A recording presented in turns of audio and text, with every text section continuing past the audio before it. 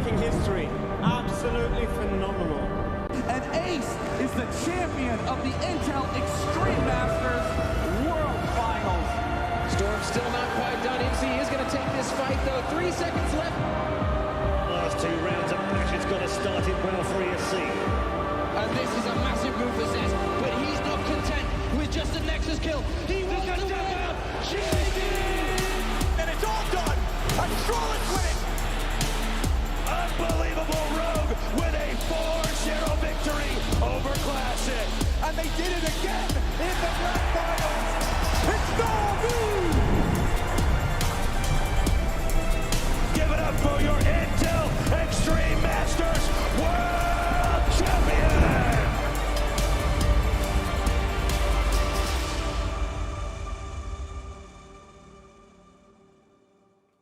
Hello friends and welcome back to day 2 here of the Intel Extreme Masters Katowice 2024. As always, I'm joined by my good friend Lambo. How are you doing, buddy?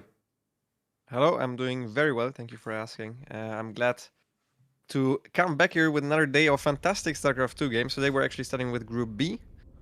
I'm not exactly sure why, but we have a good first game. We have Shin against Stats. Stats, one of my old Korean friends over here, who we weren't quite sure how good he was.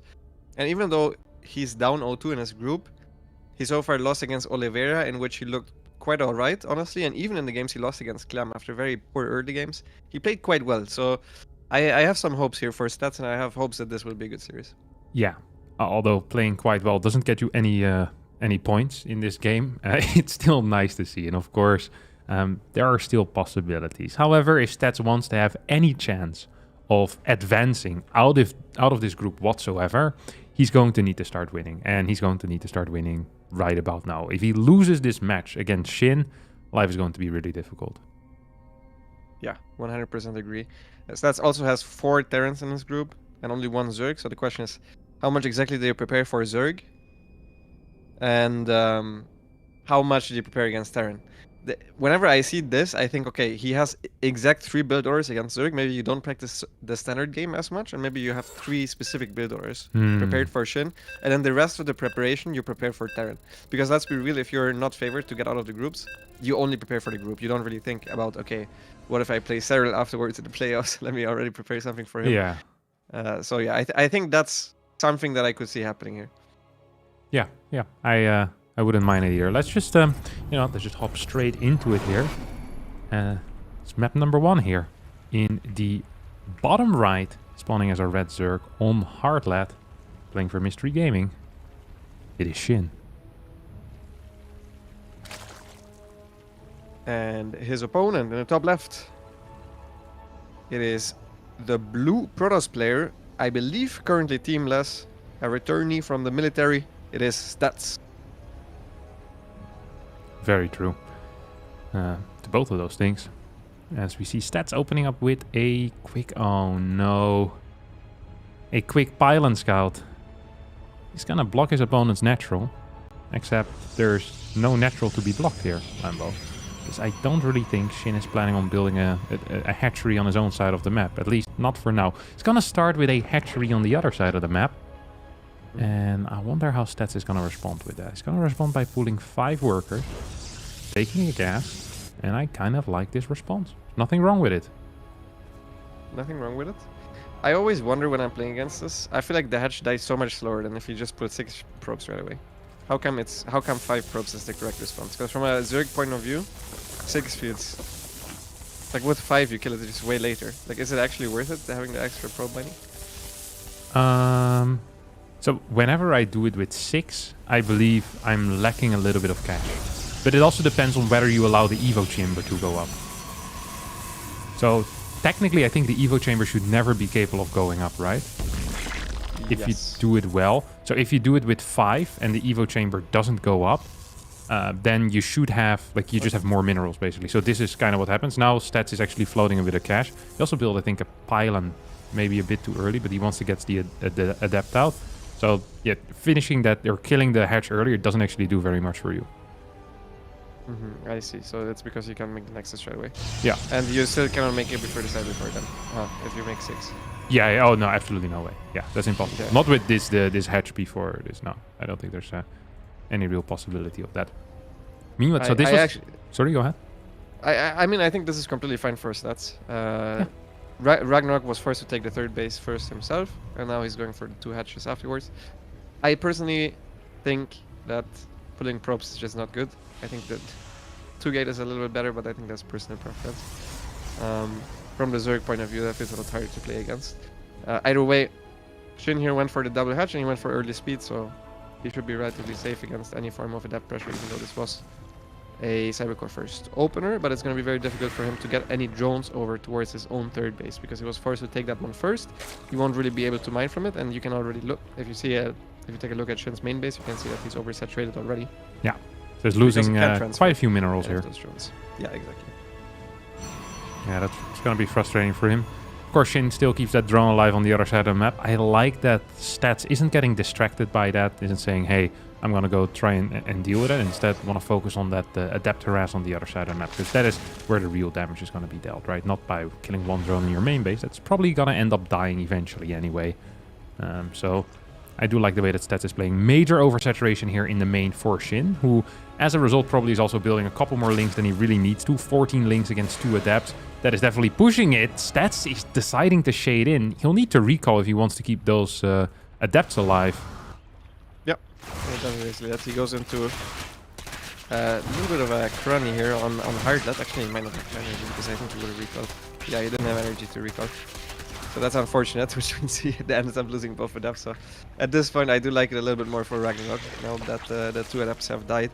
Stats also made an unnecessary pylon that finished after his Nexus was done, and he wasn't supply blocked to begin with, so yes, built 1 pylon too many early on. So a couple of minor mistakes from Stats, nothing too big, but he definitely didn't have the early game that he wished for, and I think if he practiced or planned for one specific build order, this is definitely not it, because he already started with a Cybercore first, right? Yeah.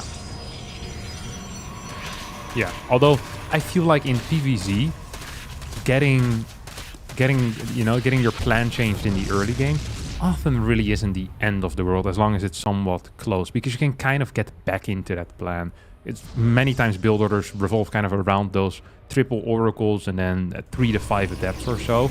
It's kind of rare, at least nowadays, to have like very tight early game builds, and even those, like if you're opening like single Void Ray into Twilight, the execution remains fairly similar. While against Terran, if you lose like 1 or 2 probes or you get eBay blocked, it feels like it changes the timings much more, and especially defensive timings, which can feel tricky. I often feel like if I get, if something bad happens or something weird happens in the early game versus Zerg, it's not so much the end of the world.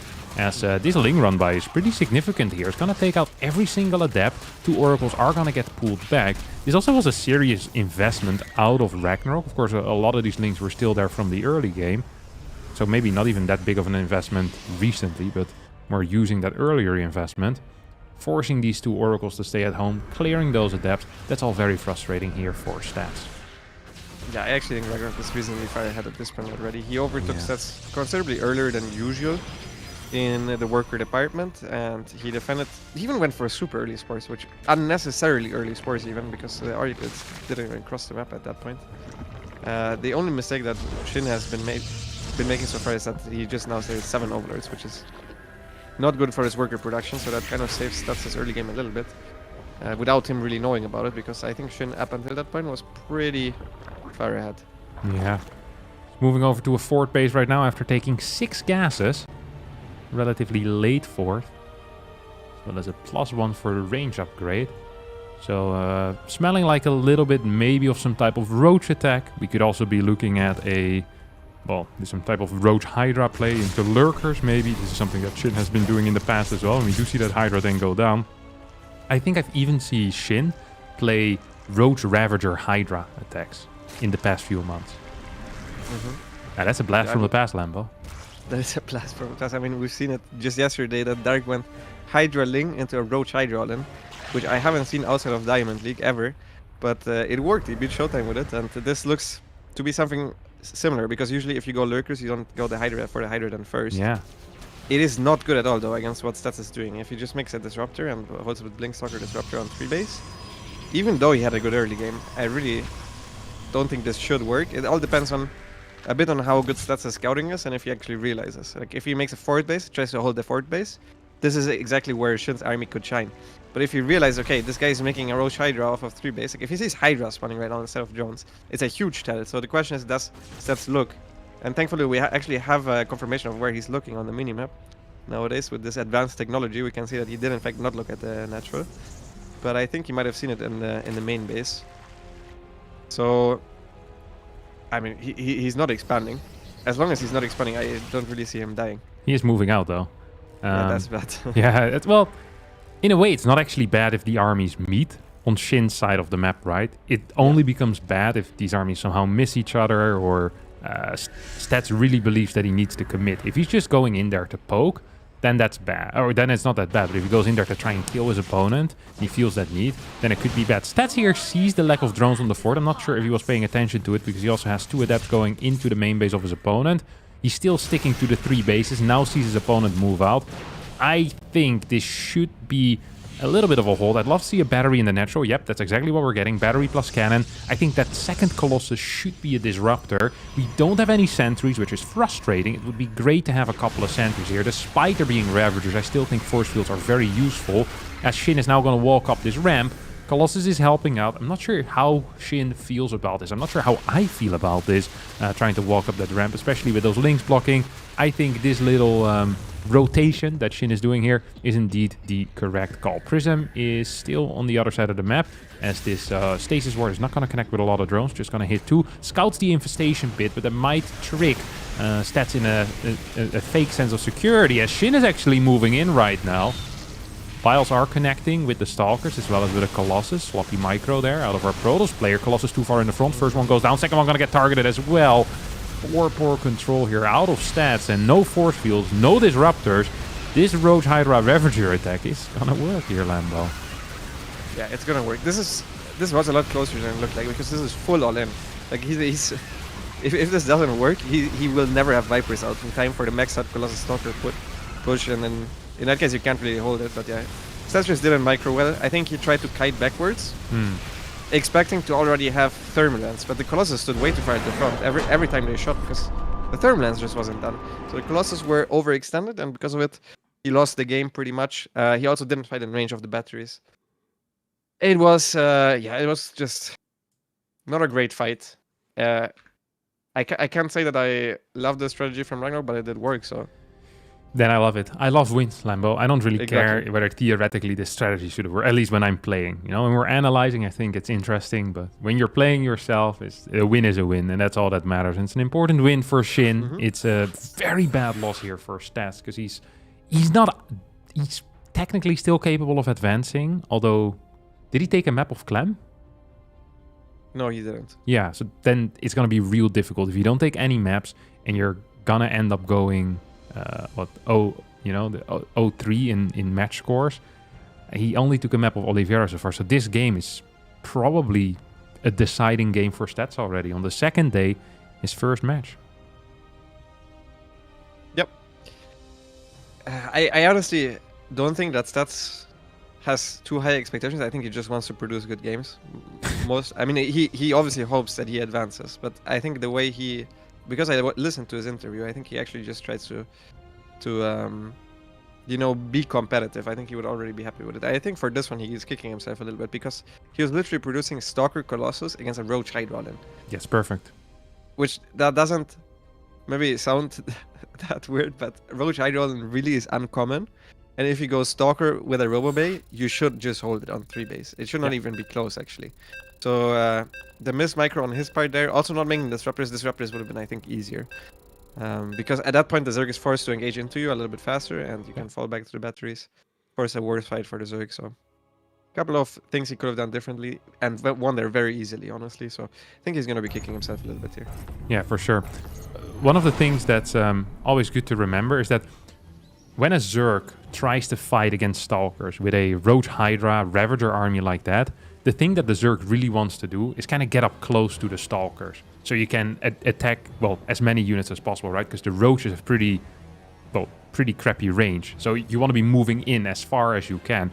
But you can't really do that if there are disruptors still in the back. So what you want to do against the against the stalkers, you can't do against the disruptor. So they just help out so much when it comes to the micro. Then they have the potential of hitting big. But even if they don't hit big, just the presence of the disruptors make the Zergs fight so much worse and lose a decent amount of DPS. Unless they can jump on the disruptors if they're in the front, then it's a different story. But if the Protoss controls that semi-well, it usually is difficult. I also really believe that if you know you're fighting against someone that has a 4th hatch but no drones on there, is that warping in 1 or 2 sentries as early as viable is just going to be a good call.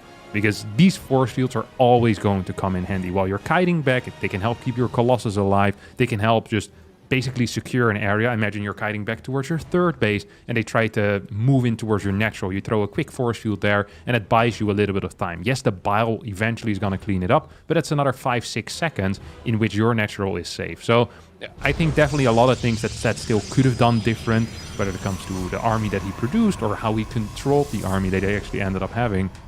But Shin just walks away with the win there. And this is, I think, Shin's biggest skill, to be honest, is winning games. It's a very good skill to have. It often doesn't look theoretically perfect, but he plays fast. He's mechanically very sound, and he understands what it takes to, to win games and to take series. Yeah, I do 100% agree. Although he's making a huge mistake here, as he's misrallying the drones on the other side of the hatchery. This is also a builder advantage, I think, for the Protoss, because he went for no scout against a gold base. You can't block the gold base to begin with. Oh my god, the drone's even running back because the other hatchery is theoretically closer than the gold base. Oh, he keeps doing it. Mess it up. This is Shin, what is happening? This probably cost him close to, what, 60, 70 minerals or so, this little joke? This is really expensive. I think it was 5 workers on the gold. Like, that is huge, no? That is huge, yeah. And that's missed mining time. He can't even afford the hatch now. The 3rd hatch usually already goes down at this point. So it's a pretty big deal. What is the actual timing usually for that 3rd hatch? A little bit before now, so 2:34 or so. Okay. It's gonna build 6 links. It's not gonna be capable of taking out these debris before the adept shows up. That's also frustrating. So far, Stats with a very solid early game. We still have this 4 ling run by coming in. Oh, Stats, you can't just finish a shade under Overlord vision. That just makes it so clear for the Zerg what to do. You always want to hide that adept. Whether that's moving it back in towards the net or moving it forward. Stats is gonna shade back with these 2 adepts, which is understandable against 4 lings. And you could even say that this is the correct call. I think a lot of the time you want to keep the adepts across the map, but against 4 links, that's really a lot. I mean, if he doesn't lose any probes, I don't think that's too bad for him, but he's already losing 1, barely not losing the 2nd, not the best control out of Ragnarok, but now loses 3 probes already, not microing quite as well at natural. If Ragnarok actually focus phase, maybe he could get 1 more, but he doesn't. Instead he gets out with one of the links. This really saved Ragnarok, because this was an atrocious early game so far. Yeah. If that adept didn't go out, it would be a catastrophic early game. Even though you get the gold base is not that good on this map, because you lose so much mining time from transferring the drones, and then later on you once again lose mining time from transferring drones after the gold base is already saturated. This is a trade where Shin gives up a lot of Zerglings in order to save his Overlord and get the Stalker, so this is also decent, I think, for Shin. Yeah, for sure. Of course, these 2 adepts are a little bit more dangerous right now, so Shin will need to respect that, as target fire here on the individual links is good. 1 adept will fall, though. It's just going to need to shade back home. There's really not that much you can do here with a single adept stats. I think it's a mistake to shade forward here. I don't entirely understand this. This seems to be relying on the fact that Shin won't build any links. It's gonna still get 1 kill. If he gets a 2nd kill, this was worth it. Yep. Somewhat. Stats disagrees. He sends the adept, and I think it would have died anyway, so I think it's... You don't think you'd have shaded up to the top side? Maybe. Back to the tower? I think there's a high chance that it gets caught at some point. If you shade it to the tower, maybe, if it gets there, because the Oracles will cover for it. It's fine. Either way, Shin now produced a lot of Zerglings, and once again, Stats' 3rd base is exposed. There's only a single adept here. Great warping spot, though, for these 2 extra adepts. Those can definitely not be killed by the Zerglings, and he actually decides to engage them with the Zerglings, which I don't entirely agree with. It's a lot of Zerglings that he lost there. For getting a pylon, also didn't get a supply block, which Shin obviously can't know. He's making a spine crawler right now. Wait, did he somehow see that it was glaives? Alright. That's why to us. So spine crawlers are not common at all, because usually a spine crawler is the cost of 3 drones. So unless you're 100% certain that you're under defending against some form of pressure, it's very weird to do this without a confirmation. As this right now looks like a normal 3-gate adepts. It's too early to be glaives after the 2 oracle and after the early game attack. Oh no! It was terrible. Oh, that was an accidental finish. Yeah, that was a game-losing mistake. Yeah. Because he's going glaives. Yeah, he lost all of his adepts before glaives. There's not much to talk pretty about. Yeah. He wanted to force out links with those adepts, and he did a good job at forcing out links. But the point of forcing out the links is that then later you have like 8 extra adepts with glaives, and you're gonna trade well. This trade actually went kind of okay here for Stats. He's gonna continue shading forward. That allows him to damage these queens quite a bit. Where are the oracles in this equation? I don't see them quite yet. There are still 2 on the map. They're not helping out here for whatever reason. There's 1 downstairs that has some energy. Where's that second oracle? There's one in the bottom left and there's one in the bottom center right. Either way, he's getting a couple of queens. This is like the best possible outcome for Stats, as he's buying a lot of time, and Ragnar keeps chasing the glaives. I don't know why he's chasing the shade, because the shade will never be finished. The moment it finishes, Stats will just lose all of his units. So now there's not enough anti-air anymore, and the oracles can actually come back to help, which I really think is necessary as well, because Shin has an overwhelming army supply advantage. Yeah. Even after losing 4 queens there, this still isn't looking great. Batteries can be double biled as well. Super battery basically gets destroyed before it even gets to heal anything. GG gets called, and Stats loses this series with a swift 0-2. Shin takes it. That's gonna be a fairly frustrating one here for Stats, Lambo. It is, yeah. I mean, he's gonna be very mad at the shade for sure. But even just the links getting in at the beginning of the game. Yeah.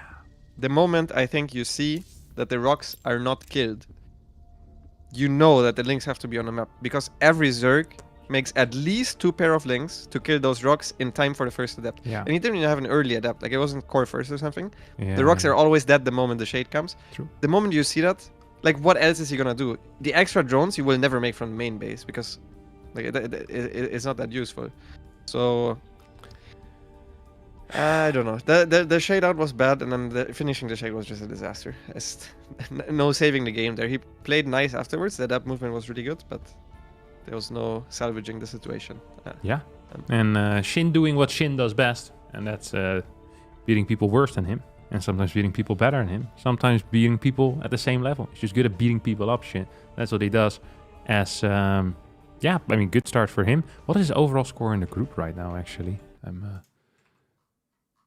Good old Shin. He's at a 2-1 2-1. right now. Okay, Yeah. 2-1. So he ended up losing to Bunny that series 2-1, and he managed to destroy Cure 2-0. That group is kind of wild, this Group B, huh? I feel like everyone still has the ability to get first in this group. Oliveira, of course, in a great spot, although we can see he's down 0-1 to Clem currently. I think that's being played on the A stream. So yeah, this is going to be... technically, Stats is not entirely out, although with 1-6-0-3, it's going to be very difficult. But everyone else still has a chance of advancing, and maybe even still of advancing in first place. Although for Bunny, it becomes a bit hard as well. Yes. Bunny also is losing 2-0 right now to Kira. Already lost 2-0, so Yeah, it's going to be rough for him. But for sure. It's a very interesting group. It really is. All right. Well, that's going to be it for us for now. We'll be back after the break with our next game, and that's going to be Clem versus Shin. So an actual banger. And yeah, we'll see you then.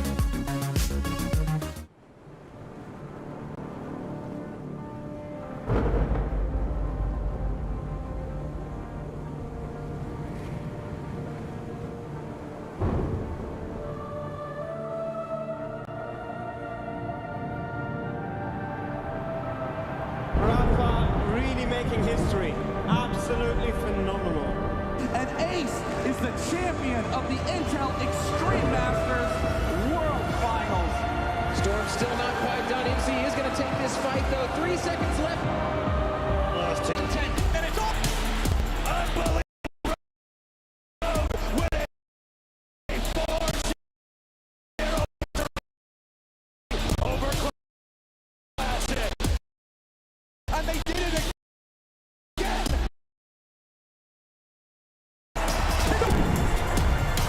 Intel Extra Champion.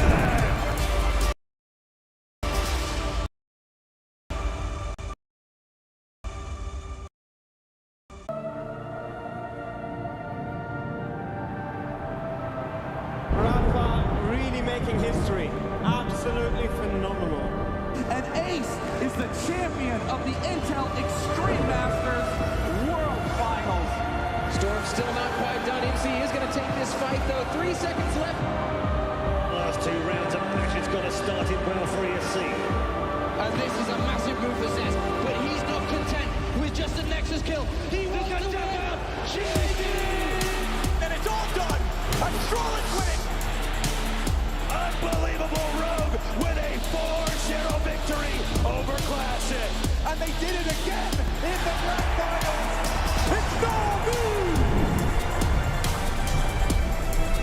Give it up for your Intel Extreme Masters World Champion.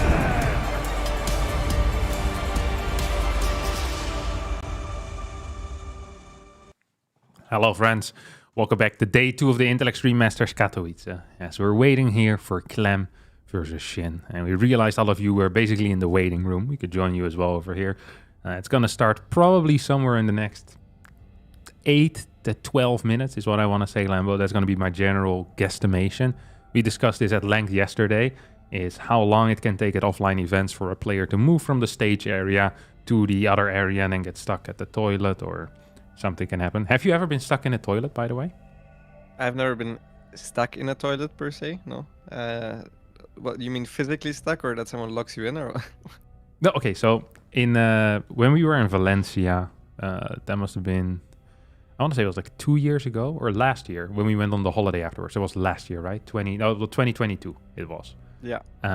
We went to a restaurant to eat and I went into a toilet and once I locked the door, it couldn't open anymore. Like it was closed, completely closed.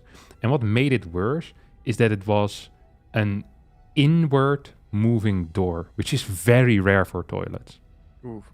So I was stuck there, like the entire door just was stuck in its frame, and it was right next to the kitchen. I didn't have my phone on me because, as you are well aware, I make sure to never have my phone on me when I need to reach people or people need to reach me.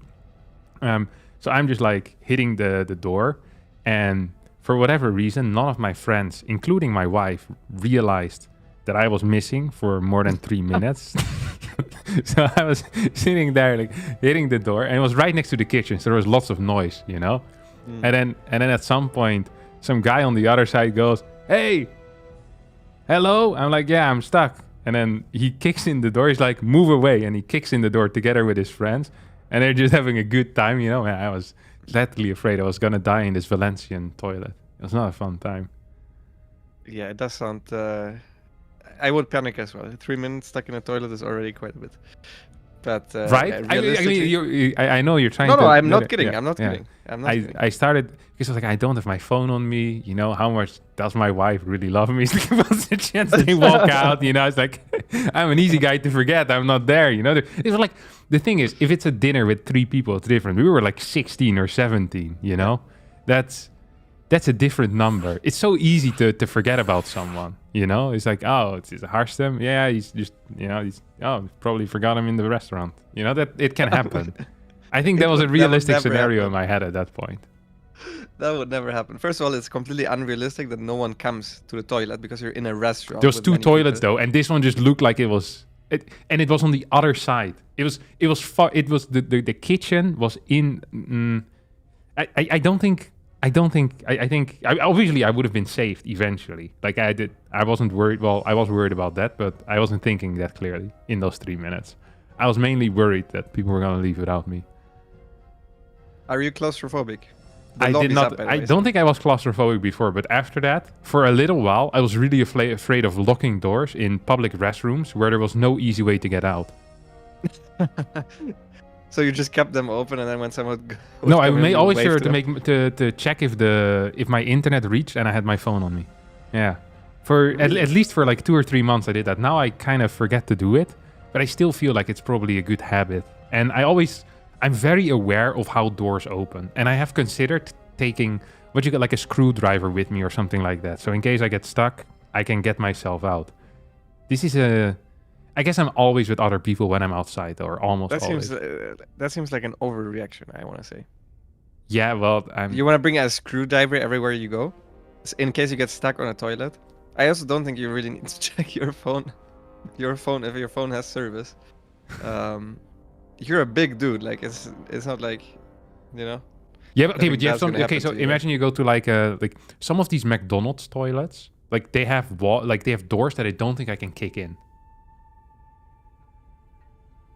But Like, usually, can't you worst case climb over? And also, No. Like, On okay, a we're talking McDonald's, European toilets there's- here. Like if I got stuck in a toilet in America, it's no problem because you can just crawl underneath or climb over or go through the door. go through the hole. Yeah, go through the hole in between the doors. There's like 3 options there that are all legit. But the problem with European toilets is that they can be proper locked in, you know? Like I've seen prison cells that are more open than a European toilet. Yeah, I don't know. I haven't thought about it yet. Maybe I Yeah, just you lack might- the experience. Yeah. I think you underestimate the type of impact such an experience can have on the mental of a human being. But we're here to talk about Clem versus Shin. They've already done the VODs, which means that Clem must have gotten back to the player area from which he's going to fight against Shin. Clem just came off a win against Oliveira, which was honestly should have been a much cleaner win than it ended up being. He was in a good spot and then made it a little bit exciting for himself. I bet there was some serious adrenaline rush going through him there. Now he needs to calm down a little bit and take out Shin. Clem definitely favored in this matchup. He's very good in Terran versus Zerg. We have the highest caliber of Zerg players in Europe, so he has the ability to play and practice against them, and he faces them often in tournaments as well.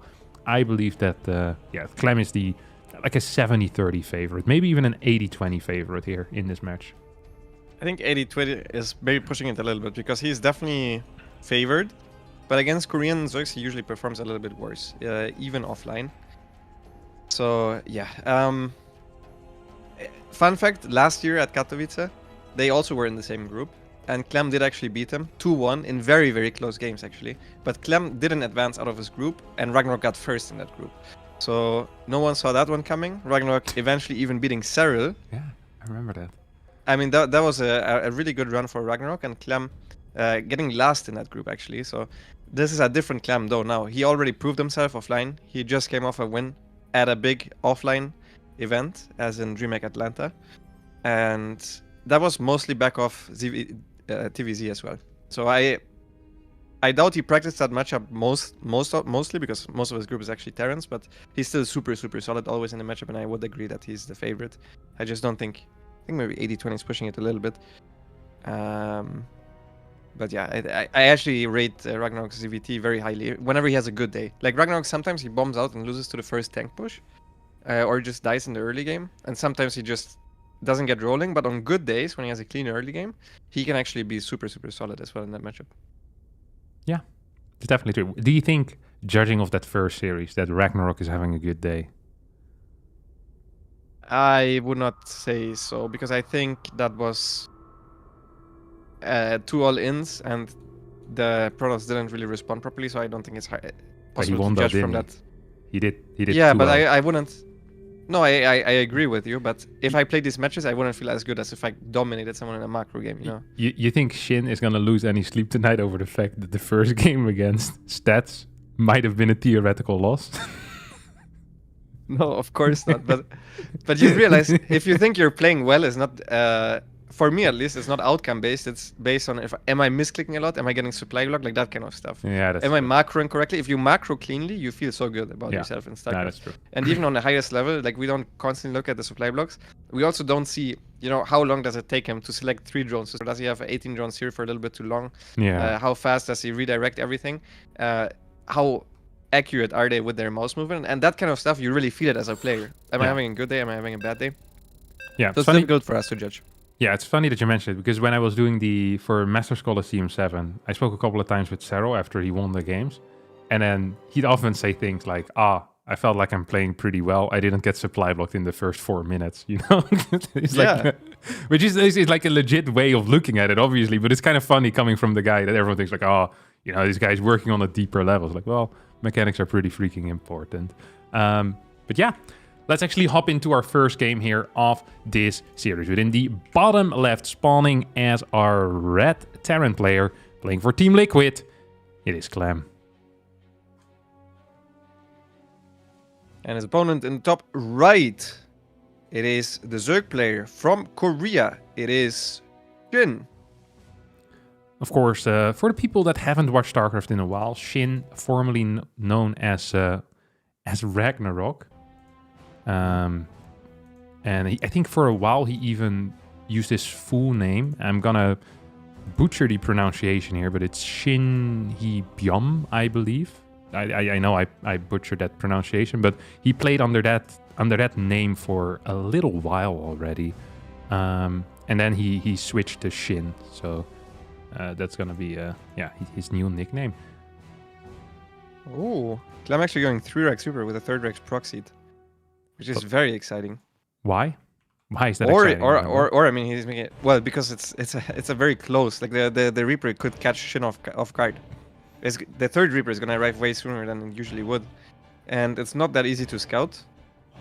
The thing is, usually you can't really scout 3x anyway, so you will know if you send your first overlord across the moment you see the CC doesn't start on time that it is in fact 3x Reaper. But I at that point already the 3rd Reaper will arrive, so it's all gonna be about how many Zergling kills can you get with the initial Reapers. Right. And what is the... If you're defending against 2-Rex Reaper, so imagine you're Shin here, right? You're scouting with your little overlord, you're seeing, oh, this is mighty interesting, 2 barracks, that's real cool. What do you do different if this were 2-Rex or if this were 3-Rex? Initially nothing, besides not taking a 3rd base. Against 2-Rex Reaper on this map, you can defend a 3rd base. Against 3-Rex Reaper, you want to stay on 2 base. You also kind of want to go like 6 or 8 links, so you don't lose all the links initially, and then go 4 Queen.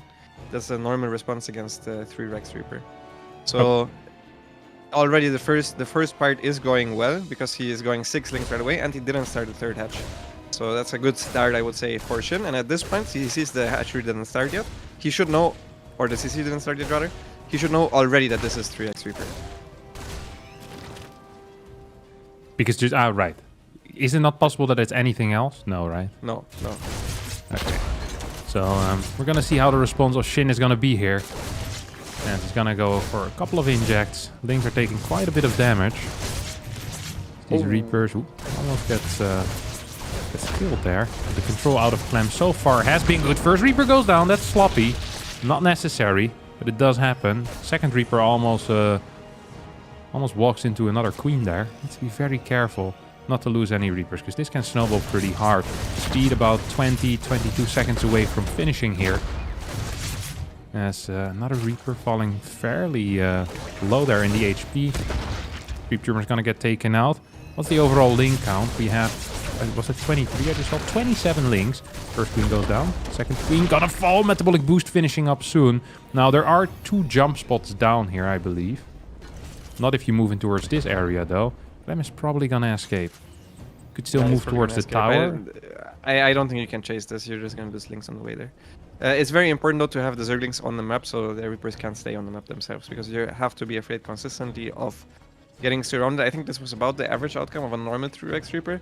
Just at the very end, Shin didn't micro his Queens correctly, and he could have killed 1 extra Reaper if he focused very properly.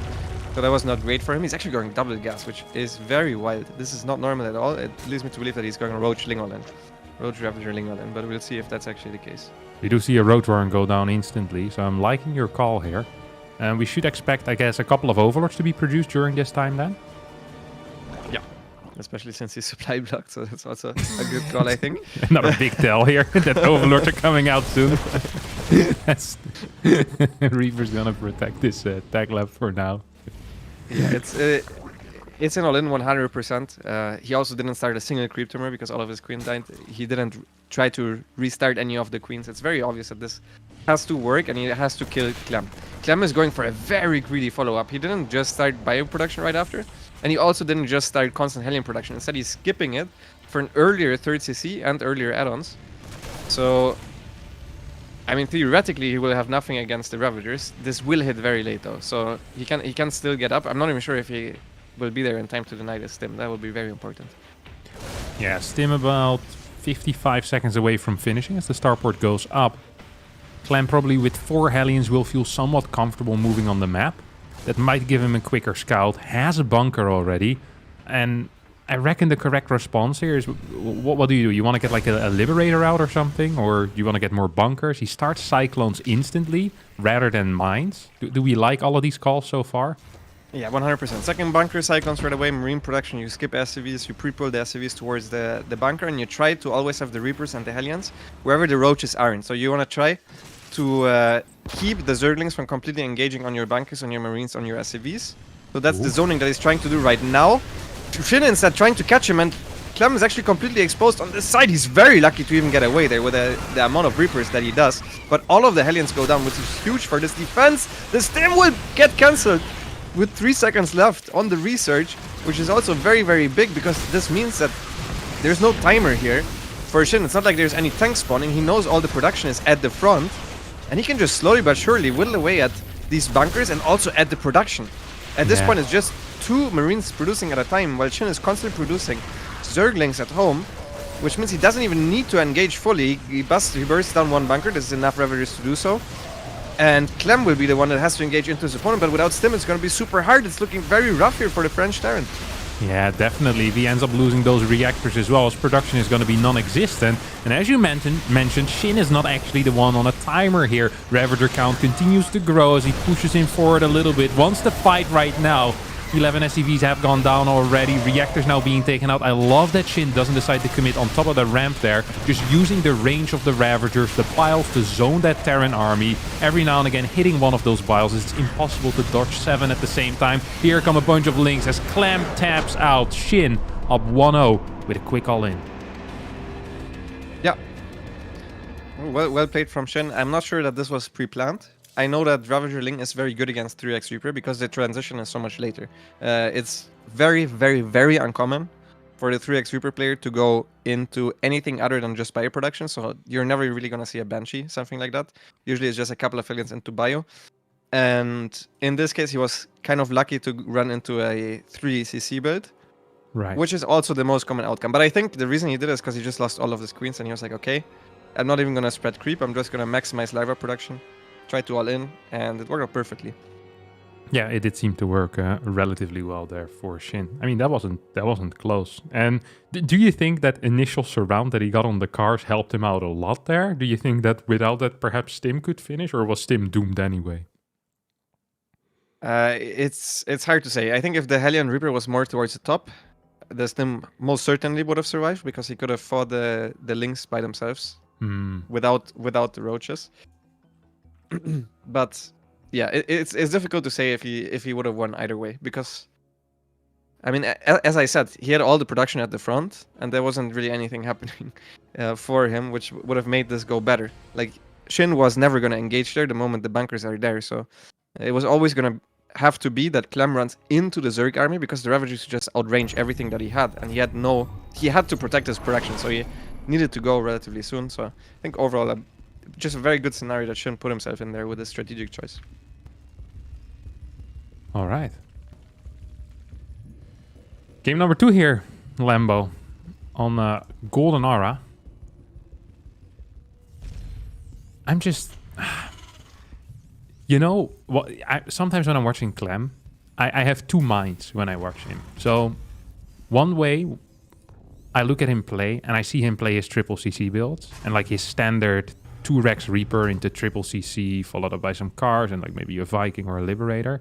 And you look at that and you think to yourself, if you just play like this, Clem, you are probably one of the best Terrans in the entire world, right? You just win like 90% of your games, it seems like. But then other times when he plays that same exact build order 7 times in a row, well, why wouldn't he, you know, switch it up every now and again? He's way too predictable. And then whenever he switches it up and he loses with it, you know, there's the other part of the brain going again, well, why didn't he just play standard? Because it looks so good. So it always feels so difficult to kind of, you know, I feel like his win rate with standard is so high that it almost feels like a waste to not play standard. But then if he always plays standard, he's too predictable, and someone like Shin might try to exploit that. Yeah. But I mean, you're basically just describing outcome bias, because that's always the Twitch. Yeah, of course. Yeah. Well, I mean, I have a very powerful mind when it comes to biases, Lambo. I have all of them. No, I mean, I agree. I think in a prepared scenario, you should be capable to find multiple different openers that you can do against said player. And he must have seen something about Shim that made him believe that this was a good choice. It is an exploitable build. It's not a build that is safe against everything. And if he plays Banshee, there is no such thing as a hard counter. There is soft counters. You can try to go early Muta, but that even isn't really that good on most maps. So that's the only really soft counter you have. Any Nidus build or something like that, the Banshee player is safe against. So really the only thing you can try to exploit Clem is if he moves his Hellions the same every time and then try to go for Ling Run buys in the very early game, which shouldn't be that detrimental to his game. So I think if I'm Clem's coach, I would probably tell him to actually play 3cc Banshee every game against Shin. I'm not gonna lie. But then if that goes wrong and somehow Shin does beat him in the macro game after getting a fantastic early game because he just knew exactly what was going on, you can also be like, okay, but why didn't you just mix it up? Shin just played super greedy.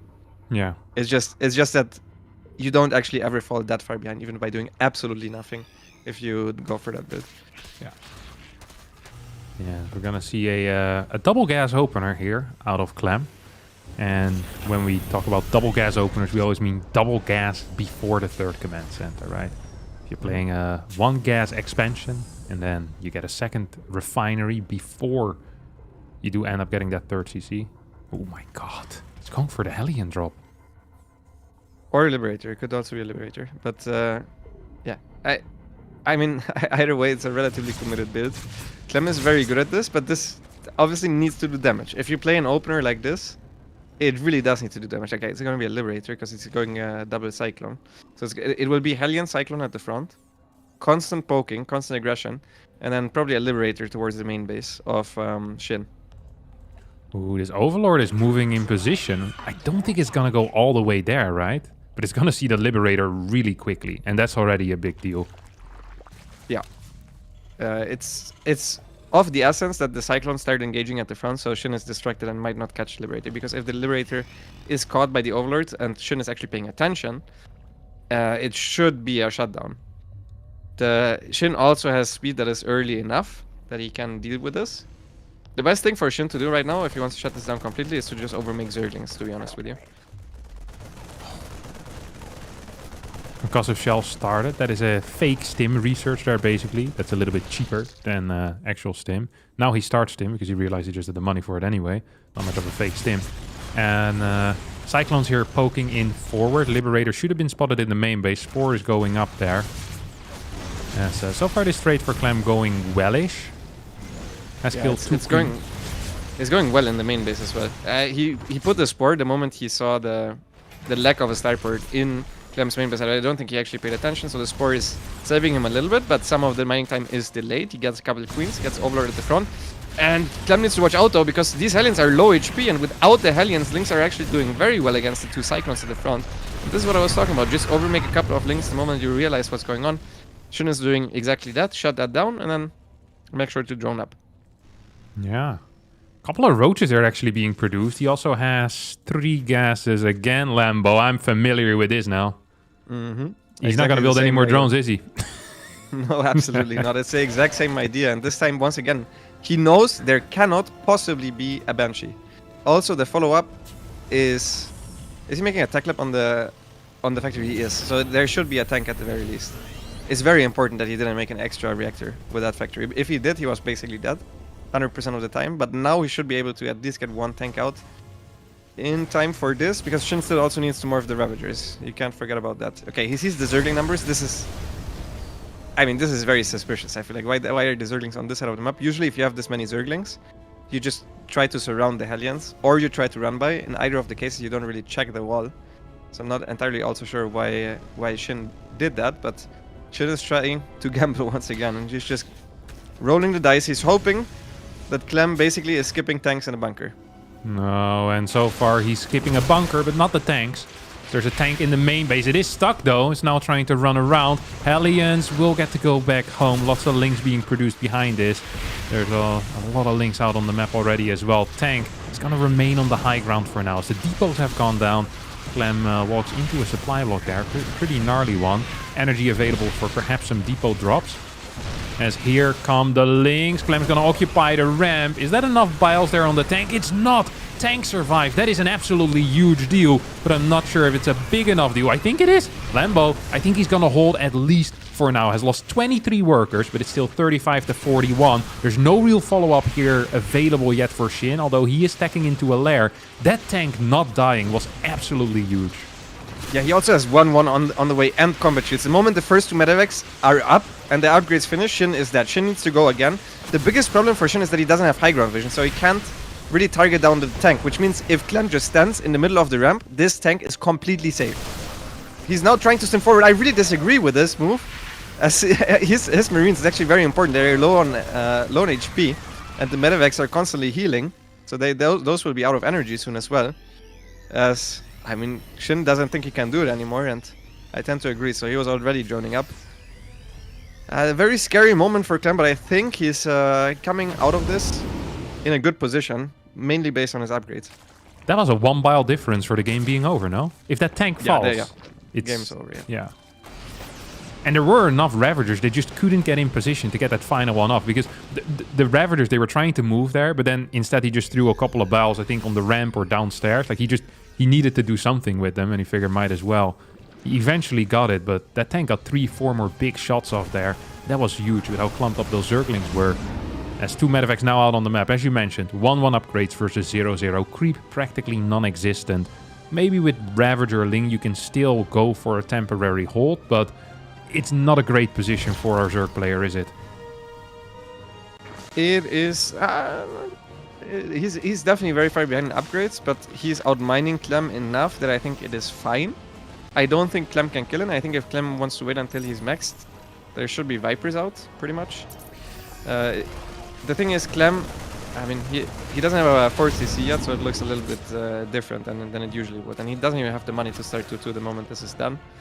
The armory is done, he starts +2 right away, which is really good.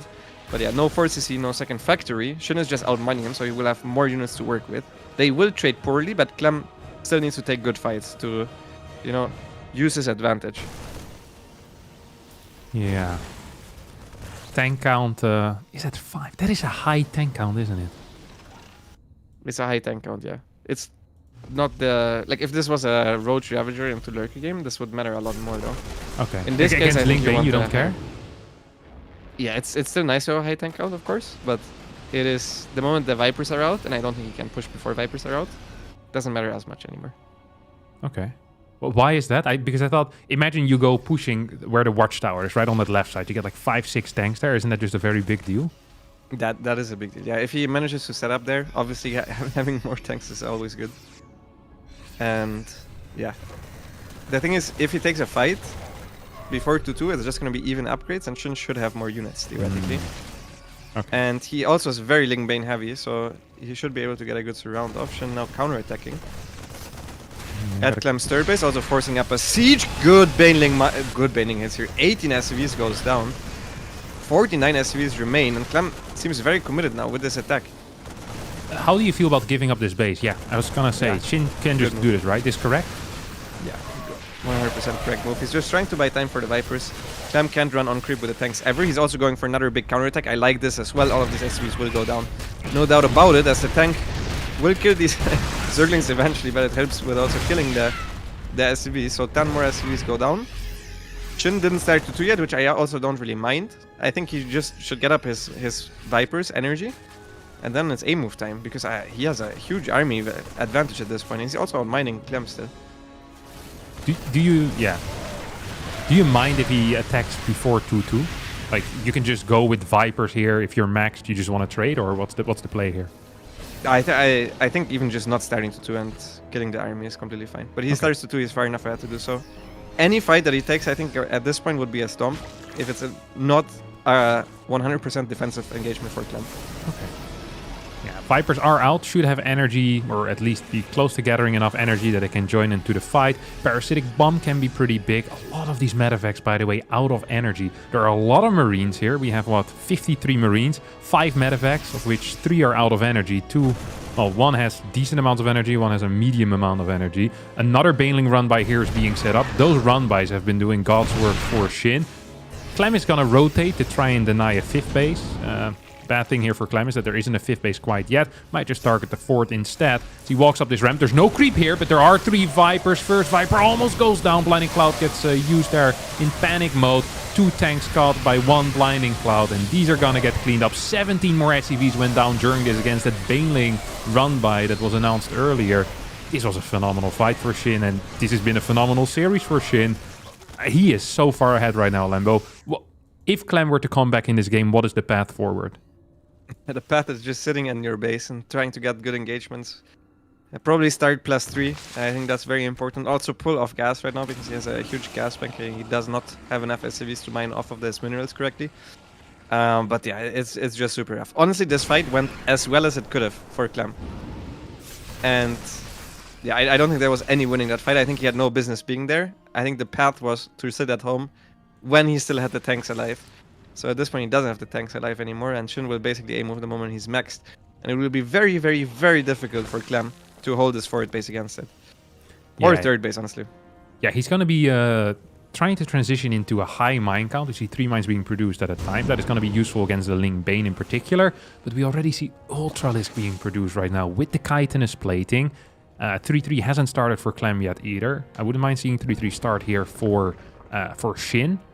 But it seems like he really wants to invest into a big maxed out push. And I can't really blame the guy for it, because he has a tech advantage, he has an army advantage in my mind. What is the medevac count? It is still at 6, 2 of them very low. I mean, how good are the Vipers here? I guess Parasitic Bomb is great, but not as useful as against tanks. How's Clem gonna kill those Ultras? I don't know. He needs to hope that the Ultras derp against buildings and a couple of units. Because there's no real other way. Shin actually gave him a lot of time to even get up his supply count a little bit more. So those counter drops were really good for Clem, but his army is just... It's not good against what... It's not good against what Shin has, as Shin just runs in. Good Blinding Cloud there against the Marines. They can't fight. Decent Widow Mine hits. Good abduct. He has a nice concave for Clem, that is, but he just has not enough units. And the units are not good against mass Baneling Ultra.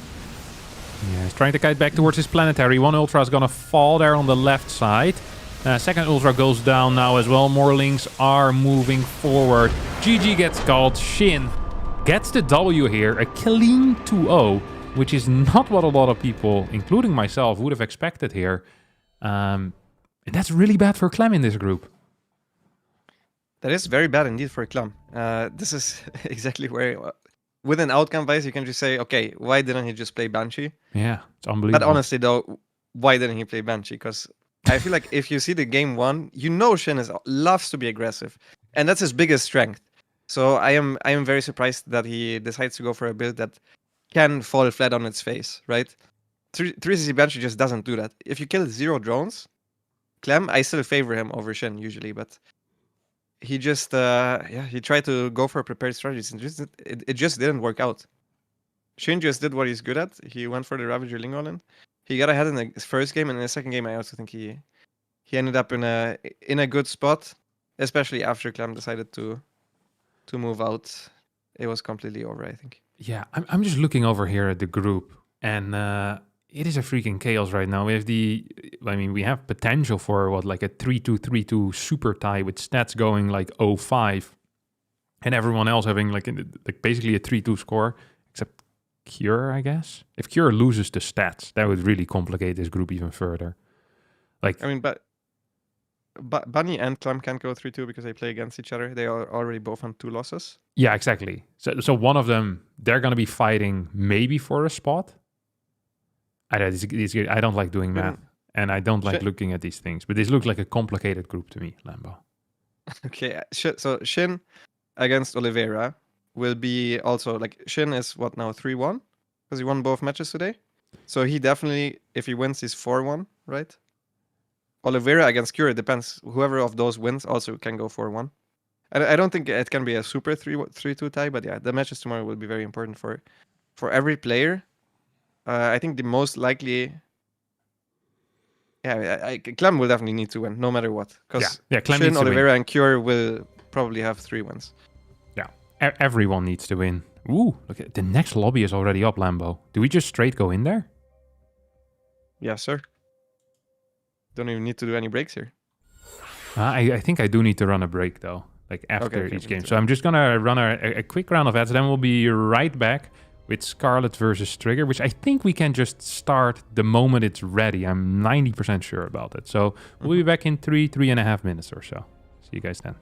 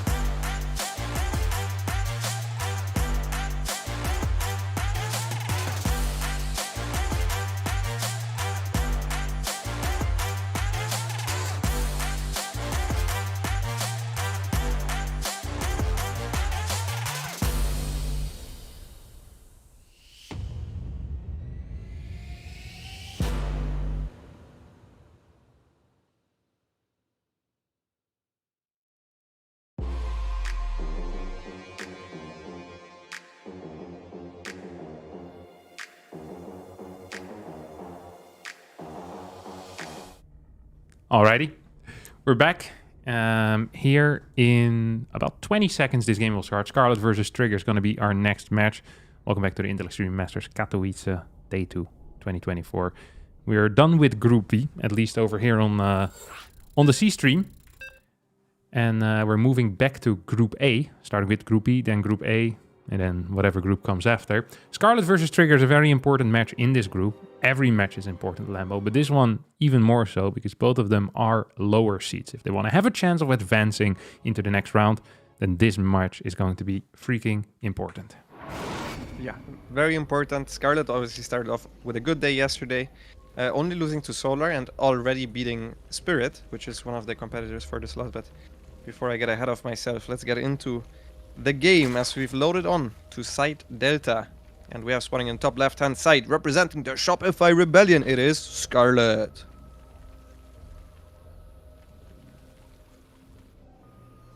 All right, and in the bottom right spawning as our Blue Protoss player, representing Basilisk, it is Trigger.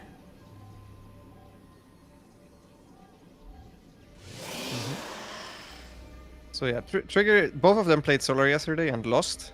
Scarlet took a map of Solar though, which is very nice, and she beat Spirit already, so I think a good day one for her. Trigger took a map of Gumiho, but so theoretically Trigger played Seed 1 and 2 and lost to both, so you would say it's not that bad, but I think kind of need to beat Gumiho. I think Gumiho is one of the players where he has a chance to beat. So Trigger really needs to win this, and Scarlet, if she advances, it would be really, really, really nice if she wins this, because if she beats Trigger, she just needs to beat one out of like Hero Marine and Gumiho, which she can definitely beat. Yeah, CVT seems very powerful when it comes from Scarlet. Good understanding of the matchup. Slightly different playstyle than others at times. We see heavy Hydra usage there. Hydra into Infestor. And I wonder how aware Gumiho is of that. I wonder if he thought about it a whole lot. Hero Marine, of course, a mech player right now at the moment, so that's also going to be interesting. For now, let's just take a look here at this Protoss versus Zerg. Trigger, what are we expecting out of good old Trigger here, Lambo? I'm not entirely sure. I know that Trigger played a ton of custom games with Serel in preparation for this. As they are teammates, I think they play like almost every day, so there's a good chance that he's been cooking up something that I'm not entirely aware of. He usually plays relatively standard though. He was pretty good, I think, not last year, but 2 years ago with the Blinkstalker style when the hero style came out. And I think last year his ZVP just got worse, like actually worse than it was 2 years ago. But now with all the practice games against Serel, I think maybe he figured out a new style. I would like to see some more defensively oriented play style. I've seen him play relatively well with Storm, just staying defensive, trying to get up 4 bases and then go from there.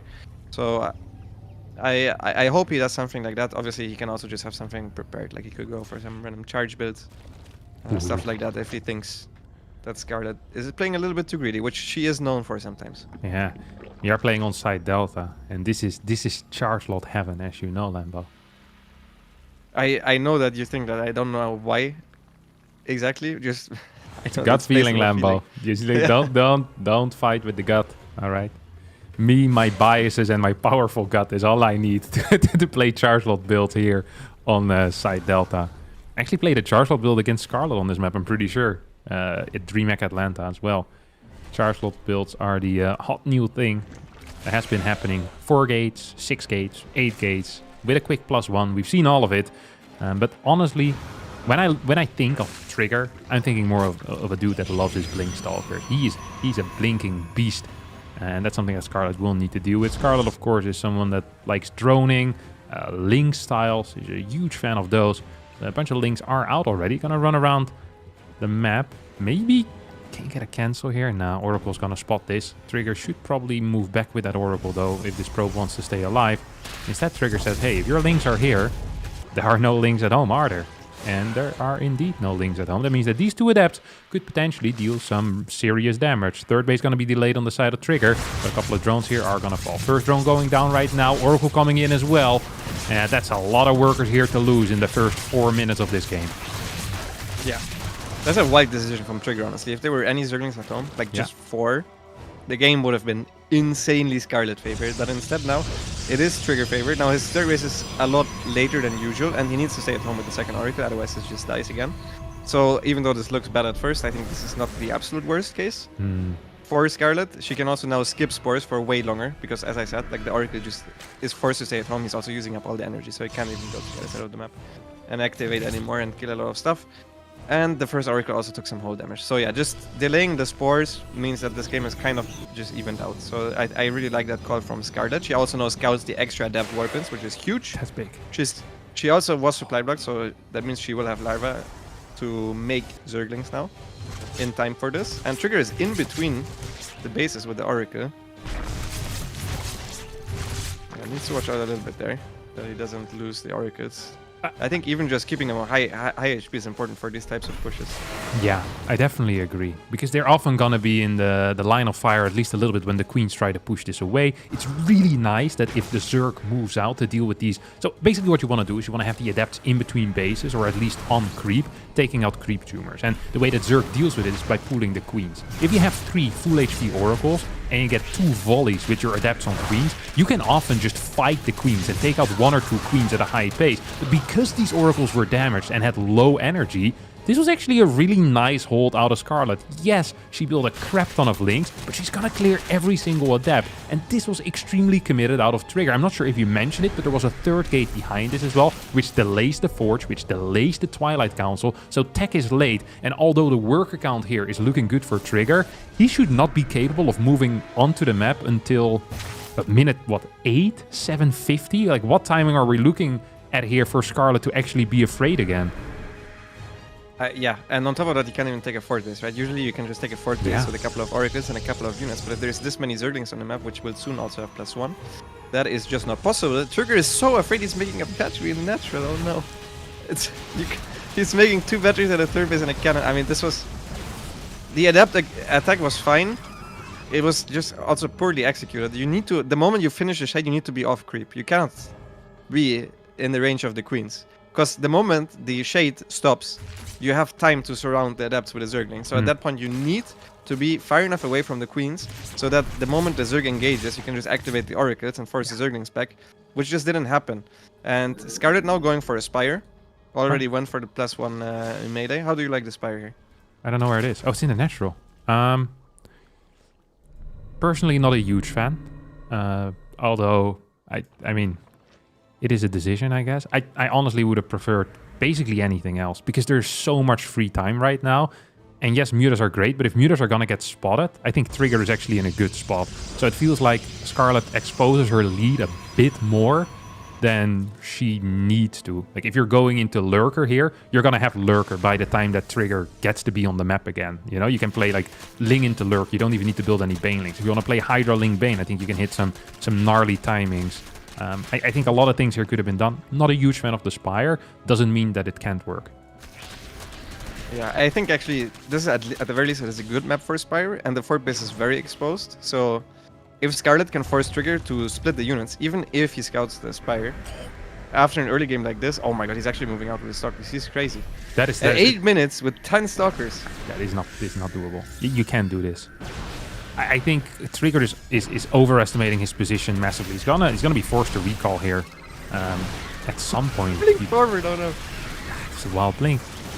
This stasis is saving his life. Like if that stasis hadn't hit, like what is that, like freaking 30 links, like 36 links or so, like that's a recall, and you're gonna end up losing 2-3 Stalkers anyway. Even now, you're still pretty much being pushed back. There is no vision on that Spire. Trigger has no clue what's going on. Hasn't started any Phoenixes, and that means that a Phoenix response is now not viable anymore. On top of that, he's only on 6 gateways. He does not have the gateway count to get a lot of gateway units out. He doesn't have a lot of gateway units out. This just doesn't look good. Yeah, he's just a little bit too far behind from the early game. Now, he does have 3 High Templars, and he needs fantastic storms. The mutas were revealed to the War Prism on the top, so they killed the War Prism, which means the Stalkers are in position at the natural, but that also means there's 1 less Warpin at the front, and Scarlet can just go and hammer down towards the forward base of Trigger. Not the greatest controller against that initial stasis ward. First 2 storms are okay. 3rd storm pretty much useless, as this forward base, I think, is almost just toast here. Banelings now feel comfortable enough to just start rolling in towards the mineral line at the 3rd. Trigger's gonna lose a lot of workers, And with those workers, his chances of having well, a good ending to this game. Fort base will get taken out by some leftover links. Muta's honestly not dealing a lot of damage, but at least distracting a bunch of stalkers here. Trigger is in a world of trouble. He's an absolute disaster. One more stasis ward is actually gonna hit. Literally the entire army of Scarlet, and that's going to at least delay the GG timing here a little bit. But I don't think that these, these 20 seconds or so that he wins are gonna be capable of getting him in a good position. He doesn't have any batteries, doesn't have any storm, doesn't have cannons. He just has stalkers and oracles. Yeah, he has stalkers and oracles, and even though Scarlet only has roaches and links, she just has more of it than her opponent, which this Nexus is also getting very low on HP. It feels very juicy to just click this. Even just the Banies will almost kill this by themselves. As they do start exploding on the workers, they end up going for the Nexus while 13 workers go down. GG is called, and Scarlet destroys Trigger on map number 1 here. Yeah, this was not a close game at all. Trigger here struggling mightily in this matchup versus Scarlet. And yeah, just if you're committing this hard to an early game adept attack, with that fast third gate, getting, well, I think it was like, what, 6-7 adepts out or so, and you don't deal that damage, I don't want to say that the game is over, but you're going to be playing from a serious deficit, and that's what happened here. And Scarlet just played it out properly. Trigger storms weren't great, didn't have a good wall set up at the fort base either. I also wonder if that is even the fort base that you really want if you're playing a storm style, because you kind of want to have a lot of walls, right? If you're playing storm, and I often think that taking that fort base at the 3 o'clock would have maybe been a little bit better here for Trigger. Yeah, I'm not sure. In either way, like if he takes the other one, you can attack in between the bases, and then you need to pre-split a little bit. I think either way it was a very, very difficult spot to be in. You just can't be down 70 supply if the other guy also has Mutas and many Banelings. Like, it's very, very difficult, to do anything. Anything can look bad at that point.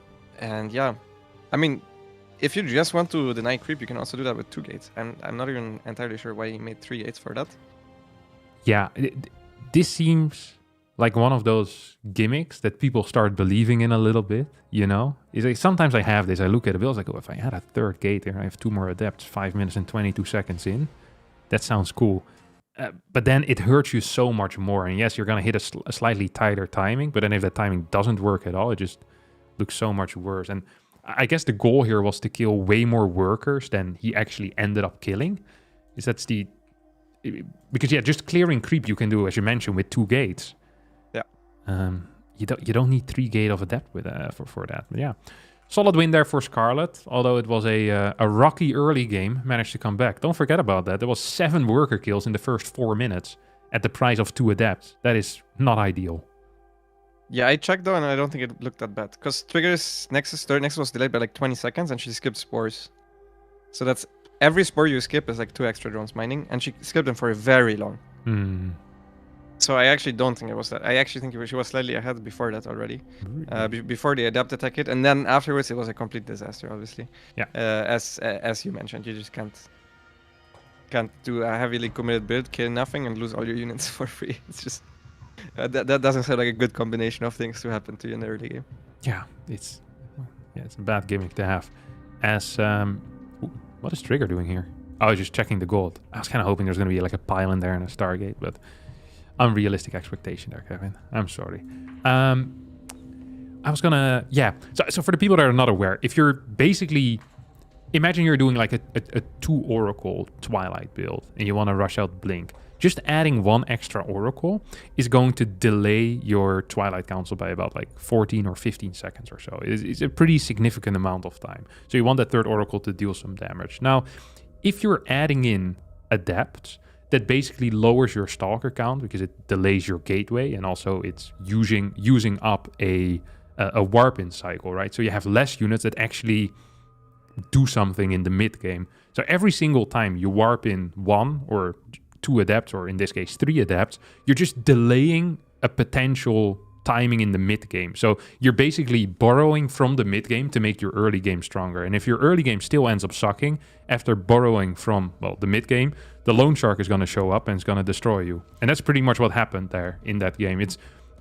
just all your aggressive timings are delayed. So Scarlet, we didn't really mention it much, but she got the drone up for free to like, what was it, like 86 or something? And there was not a single worry there. Like she still had complete map control, could be aggressive, defended the 9 Stalker move out, and all of that with 86 drones, just because how bad that early game was and how much Trigger invested in there resource-wise. Yep, very much so a snowball effect from a bad early game. It is... Yeah, you kind of hope for... You're hoping for mistakes at that point. From the Protoss side that the Zerg messes up the execution. And even then it was really rough. Like it would have needed to be a relatively big mistake, which Scarlet did not make. Scarlet's playing well so far in Katowice. She's 1-1. She has a good map score as well, a positive map score now. And she already played against Solar. So if I'm in Scarlet's shoes, I'm very happy with my position here. Yeah, if I'm in Scarlet's shoes, I'm also happy. Because that also would mean that I would be playing in Katowice. You could swap me with most players at this point. I'd be a happy guy, Lambo. So you're going to have a first Oracle coming out right now. Adept moving towards the middle of the map. Just going to occupy this tower. It's going to be a double Adept into Nexus. This is a slightly risky build order in case, again, there's like 10 links or so out on the map. You need to keep your Oracle at home. If you don't keep your Oracle at home, your Nexus could be in serious trouble. So if you get away with this, it feels nice. And 2 unit openers into a Nexus often go into a faster Twilight build. So like double Oracle into Twilight. That is, at least, that is kind of how I view it. Interesting. I would think that you also just can make more drones or probes because the Nexus is earlier. And then just still play triple Oracle. I see triple Oracle very frequently from the earlier Nexus as well. As a Zerg. Okay, that's interesting. So we're gonna see quick 2 gases here coming out. Before any type of Forged Twilight or before any type of Adept Warp-ins. So indeed, it's going to be a 3rd Oracle. Yeah, of course, it's just going to give you better eco as well. So now we're going to see the Forged Twilight. 4 minutes and 25 seconds. It's a pretty decent timing. I don't mind this at all. I really prefer this build over what he was doing last game around, as he hasn't warped in any extra Adepts. And if he doesn't do that and adds 2 more gateways here, or even 4 more gateways, we could be going into a really cool blink push as well. Now, or a charge attack still. Technically possible, yeah. Exactly, could also still be going charge icon if he wants to. Trying to punish Scarlet for what she has shown so far, because she went for a +1 melee last game with a very late Roach Warren.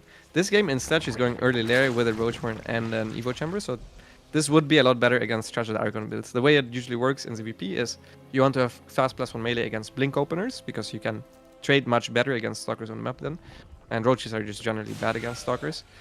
And against Charged Lot builds, you kind of want a faster layer, and you want Roaches with Roach Speed, because you can defend that with a lot of drones in that case. Double Adept shading into the broken position here. This is a very solid spot for Adept to be in. Killing 2 drones, as well as forcing a full worker pool. Triple Oracles try to deal some damage, but Scarlet with a quick Queen pool not going to allow these Oracles to go anywhere at all. +1 range starts, Roach speed starts, as well as a gold base that goes up. What are we thinking here with 3 more Overlords on the way? I guess that's just to get out of the supply block. Doesn't really indicate anything, but what are you feeling here? I'm feeling maybe just a Roach. Because Trigger has shown that he wanted to go Blink into Storm with a very low gateway count. So he initially has a decent amount of units, but then later on he has very low amounts of units. Like his opener is actually greedy if he plays the same. Trigger is going for a fast forward base once again, and he did start the Robo already. So the question now is, does he go Robo Bay, or does he actually intend to go into something like Templar Archives? Templar Archives would be the ideal scenario for Scarlet, and for Trigger, if he just stays on Mass Stalkers or Robo Bay, that would be the best for him, because I'm pretty sure that Scarlet's all-in at this point. You don't really take the gold base randomly here because it's exposed, it's more difficult to defend, and you can't go for any 8 gas. Yeah, definitely true. As we see a couple of Ravagers being morphed already. 2 are out, 2, 3, 5 more on the way. So this is definitely going to be an all-in. Second robotics facility as well as a Robo Bay. We're seeing cannons being added in. We're seeing batteries being added in as well. And I think these are good calls here coming out of Trigger. He also isn't on a very low gateway count. I think 6 gateways is definitely enough to deal with this. All of his Oracles are still alive, although a little bit low on energy. Except for this one that doesn't have a lot of HP. It's important for him to actually realize. So if he starts doubting himself, because there's a lot of drones here on the bullet base, which are obviously just put to the third base of Scarlet. If he starts doubting himself, he resumes pro production, starts taking extra gases, starts something like a Templar Archives. Things can still go very, very wrong because he invests a lot into this double Robo and the Robo Bay. And Colossus is also not the right choice here. Disruptors would be a lot better against the Roach. Oh, definitely true. As these Stalkers here are happy trading, Trigger's not aware of that run by that's being set up. Could even go for maybe a surround on these Stalkers, but I think Scarlet's just going to try and enter the natural here. And indeed, that is what's happening. Going to force a big warp in there, as well as a recall. 3 Stalkers go down before the warp in finish. This allows Scarlet to move across the map. Will move into 2 stasis wards. That means that 7 units will be stuck, but the supplies are not looking great for Trigger. He's floating quite a bit of cash as well, as he isn't building disruptors yet from his second robotics facility either, and I think that is just a bit of an error. Yeah, he also lost a lot of units. He did also re-probe, like he resumed probe production, and at this point it's very difficult for him to even just... Oh no, the Colossus is spawning in front of the Roaches, but Scarlet's not paying attention. Very lucky for Trigger there, honestly, because if that Colossus goes down, I don't think there's any hope left. As she is going on top of the exposed battery, though. He had to pop the super battery there because it was the only battery he had left. He's not paying attention to his main base against the Roaches. I think Trigger is getting a little bit outplayed here in map 2 on Alkiona. Yes, that is definitely true. As Scarlet, with a swift Roach Ravager Queen move out, +1, just kind of walking over Trigger. Lots of cash in the bank still for Scarlet, of course. Has that gold base as well behind this. Roach is now entering the 4th. Roaches in the main are still alive. We're going to get another warp in there as finally the extra gateways finish up. But at this point, the eco is not there anymore to support these extra gateways. Disruptors being added into the mix, but all of this is just going to be a bit too little, a bit too late. This Oracle will fall to the biles. Trigger blinks back and he's trying to warp in something, but this is not going to be a hold here anymore. His 4th base is falling, his 3rd base is falling, his main is not mining. Trigger is dead. Yep, as dead as it really gets. He's even readying the 2 disruptors forward. They're doing everything he has in order to try and save his 3rd base somehow, but it's just not enough units. He's getting tripled the supply by Scarlet and has to tap out 2-0 for Scarlet in a very convincing manner as well. Yeah, very important win here for Scarlet. Extremely important. Not dropping a map there either. Now puts herself 2-1 in this group with still 2 Terrans on her way. Hero Marine and Gumiho. And there's some serious potential there for Scarlet. Some serious potential for Scarlet to make it out in 3rd place. Possibly even still in 2nd place. I mean, we don't know what Solar's going to do. Solar seems to be the favorite right now for that #1 spot. But yeah, impressive stuff here, Lambo. Scarlet playing well. Absolutely, yeah. Obviously, those two also know each other. They basically competed mostly for the #2 spot and on an A, sometimes even for the #1 spot. Obviously together with Estrella. So they played a lot over the years, and this time it just went completely in Scarlet's favor. Don't think it was even close, to be honest. So next up she plays against Hero Marine, and any of the next 2 matches that she has is basically for advancement, because I think if she goes 3-2 with the map score that she has right now, yeah, it's looking very good for her. Like if she even if she just wins 2-1 and loses the other one 0-2, I'm still very confident in the fact that she will advance, because Solar is doing her a favor and beating all the others, and I'm pretty confident in that Solar is also favored against all the others. So yeah. As long as Solar keeps winning, it's a good position here for Scarlet. Of course, still needs to win at least 1 more series.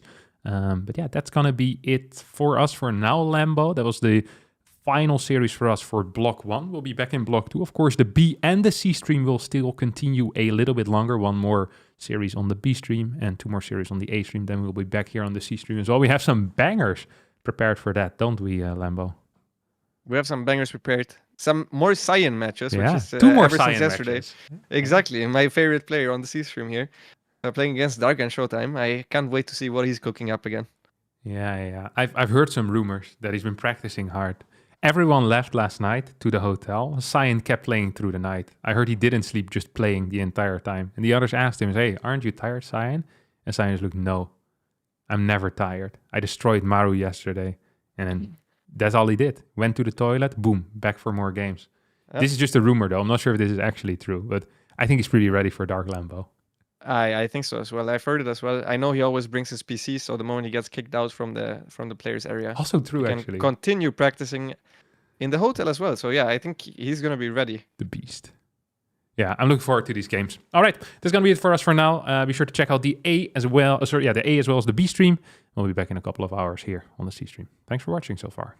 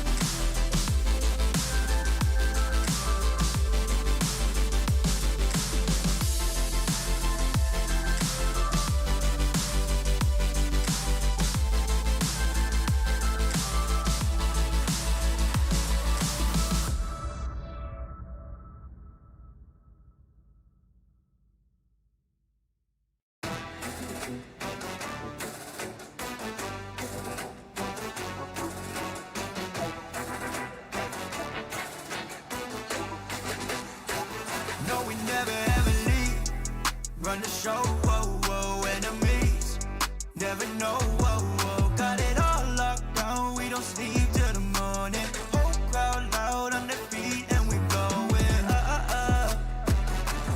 going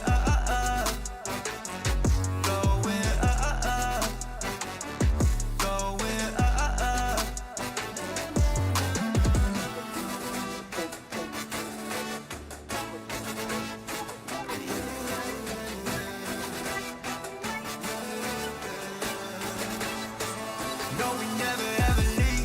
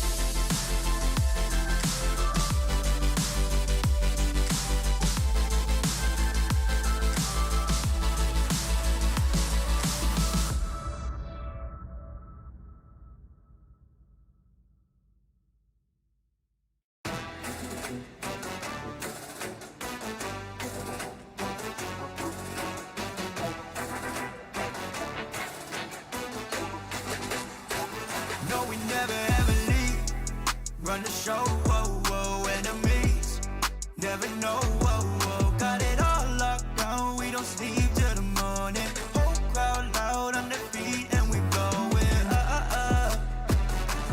going,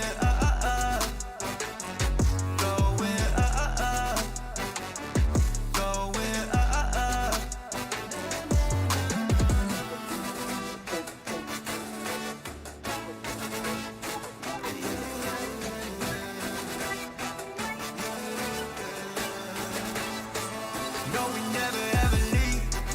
Run the show, whoa, whoa, enemies never know, whoa, whoa. Got it all locked down, we don't sleep till the morning. Whole crowd loud on their feet and we going, going,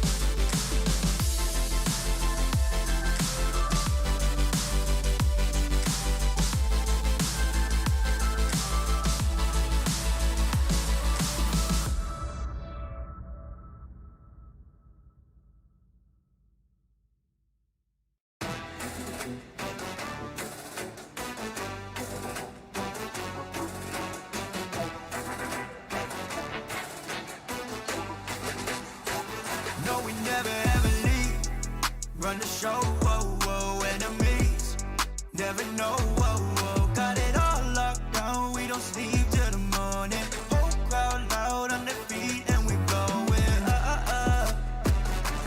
going,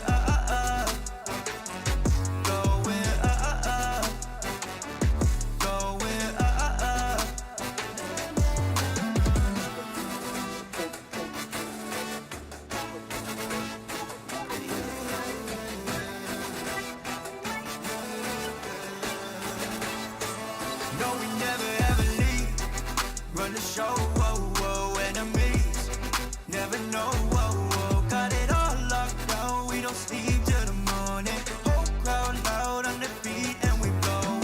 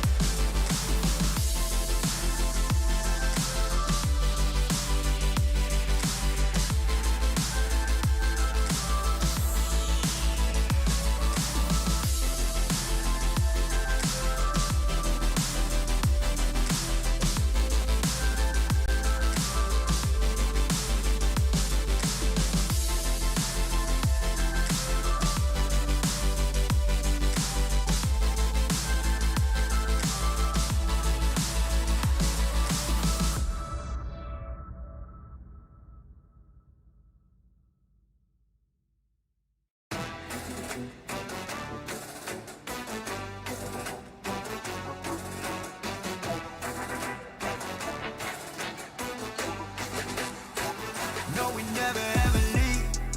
Run the show, whoa, whoa, enemies. Never know, whoa, whoa. Got it all locked down, we don't sleep till the morning. Whole crowd loud on their feet and we going, going, going,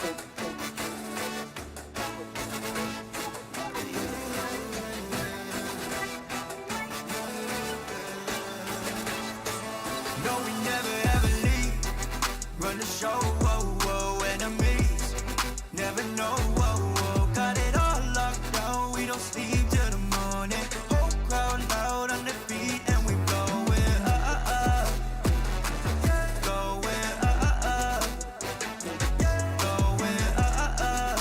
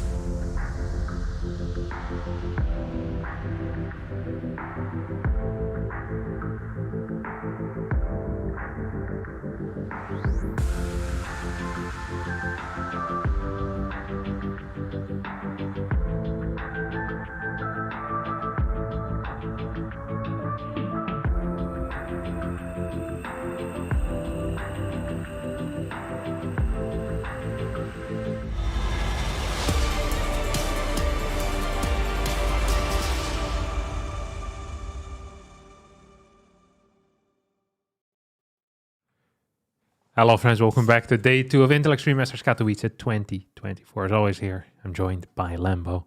We're gonna be giving you some very high level games as we're starting Group D relatively soon. We're just waiting for all the players to get ready. And we have a banger of a match here, which I don't think was supposed to be a banger of a match, Lambo. Well, yeah, it's arguable. We're looking at Dark versus Sayan next on this stream. And after we saw what Sayan did to Maru, I have my hopes high for this man. Even though Dark yesterday beat Hero and Showtime, which also are Protoss players. Yeah. It might not mean that much if he has to play against Sayan next. I don't think it means anything, to be honest. I actually don't think it means anything because Maru beat Rainer 2-0, Sayan beat Maru 2-1. I'm not quite sure how the transformative properties work of this, but I'm pretty sure that Sayan is the top dog in this group currently. Maybe Hero's still above him because he also lost 0-2 to Hero, but that's PvP and that matchup doesn't really count, as we all are very well aware. Anything can happen there, and even the better player can lose sometimes. So I still truly believe in Sayan, and I mean, we're joking around a little bit, but he actually impressed me yesterday. Like, he played well, especially when things were going according to plan. He did end up winning that last game against Maru while things weren't going entirely according to plan. So he's the ability to improvise as well. I actually wasn't that impressed by that game, but the game 1 and game 2, I mean, it felt like he knew what he had to do. He figured it out. He has I'm just curious to see what he has against Zerg. And it's good as well here that Dark is the first Zerg. So it's not like Dark could have looked at the Rainer games and maybe figured out what Sayan's style is. No, Sayan is coming in clean here, you know. He's going to have his build that he is prepared for this. And yeah, Dark will need to respond to it. He will, yeah. And Sayan has not joined the lobby yet, by the way, so we're waiting for the players to be ready. I guess we can talk a little bit about the results that happened so far, because there's some very exciting stuff going on. In Group A, Gabe has qualified as first place, which is confirmed. No one can catch up to him anymore. After beating Solar today, and Scarlet as well. Yeah. So, insane stuff for Gabe. Solar is also pretty safe at second place, pretty solidly. And then it's Gumyo versus Scarlet tomorrow for the third place. It's actually pretty sick. They both have the exact same score. Both are 5-5, 2-2. And they will play against each other on the final day. So that's very exciting. Yeah, that actually is somewhat exciting. I definitely agree with you. There's still a chance, though, that if Solar loses, that he is out or no? Absolutely no chance, no. Because no? one of them will be 2-3. One of Gumyo and Scarlet will be 2-3. Solar already is 3-1.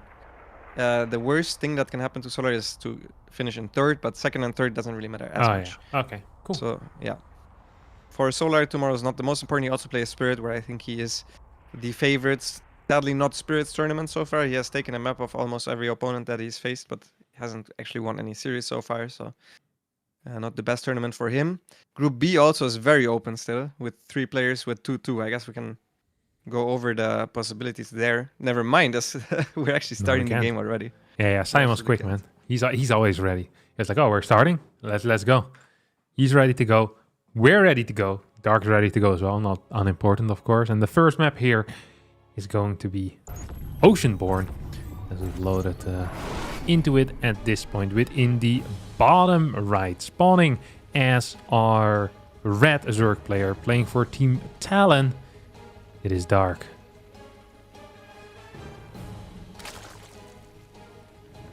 And his opponent in the top left, the man who has made the biggest upset so far of the tournament, representing Mystery Gaming, it is Sayan. EVD rank 27 with 570 points. Beautiful purple sweater. God, what a gangster. He's not scouting. This is what we wanted to see. You know, last night I was laying in bed. Next. Sorry? Yes, next is first even. Sorry, go ahead. Oh, what? Really? But this guy's so cool. Last night I was laying in bed and I was thinking to myself about Sayan. You know, I was just, because I was so happy about it. I was just going through the Liquipedia, seeing what matches we had tomorrow. I saw we had Sayan twice. Oh my god, you know, because the first day I looked at the matches we had, and I saw on the second day, I was like, oh, we have Sayan twice in the second block. And I wasn't really looking forward to it. You know, I like Sayan as a player and he's a cool guy, but I wasn't super excited to see him play against Dark or against Showtime or against Maru for that matter.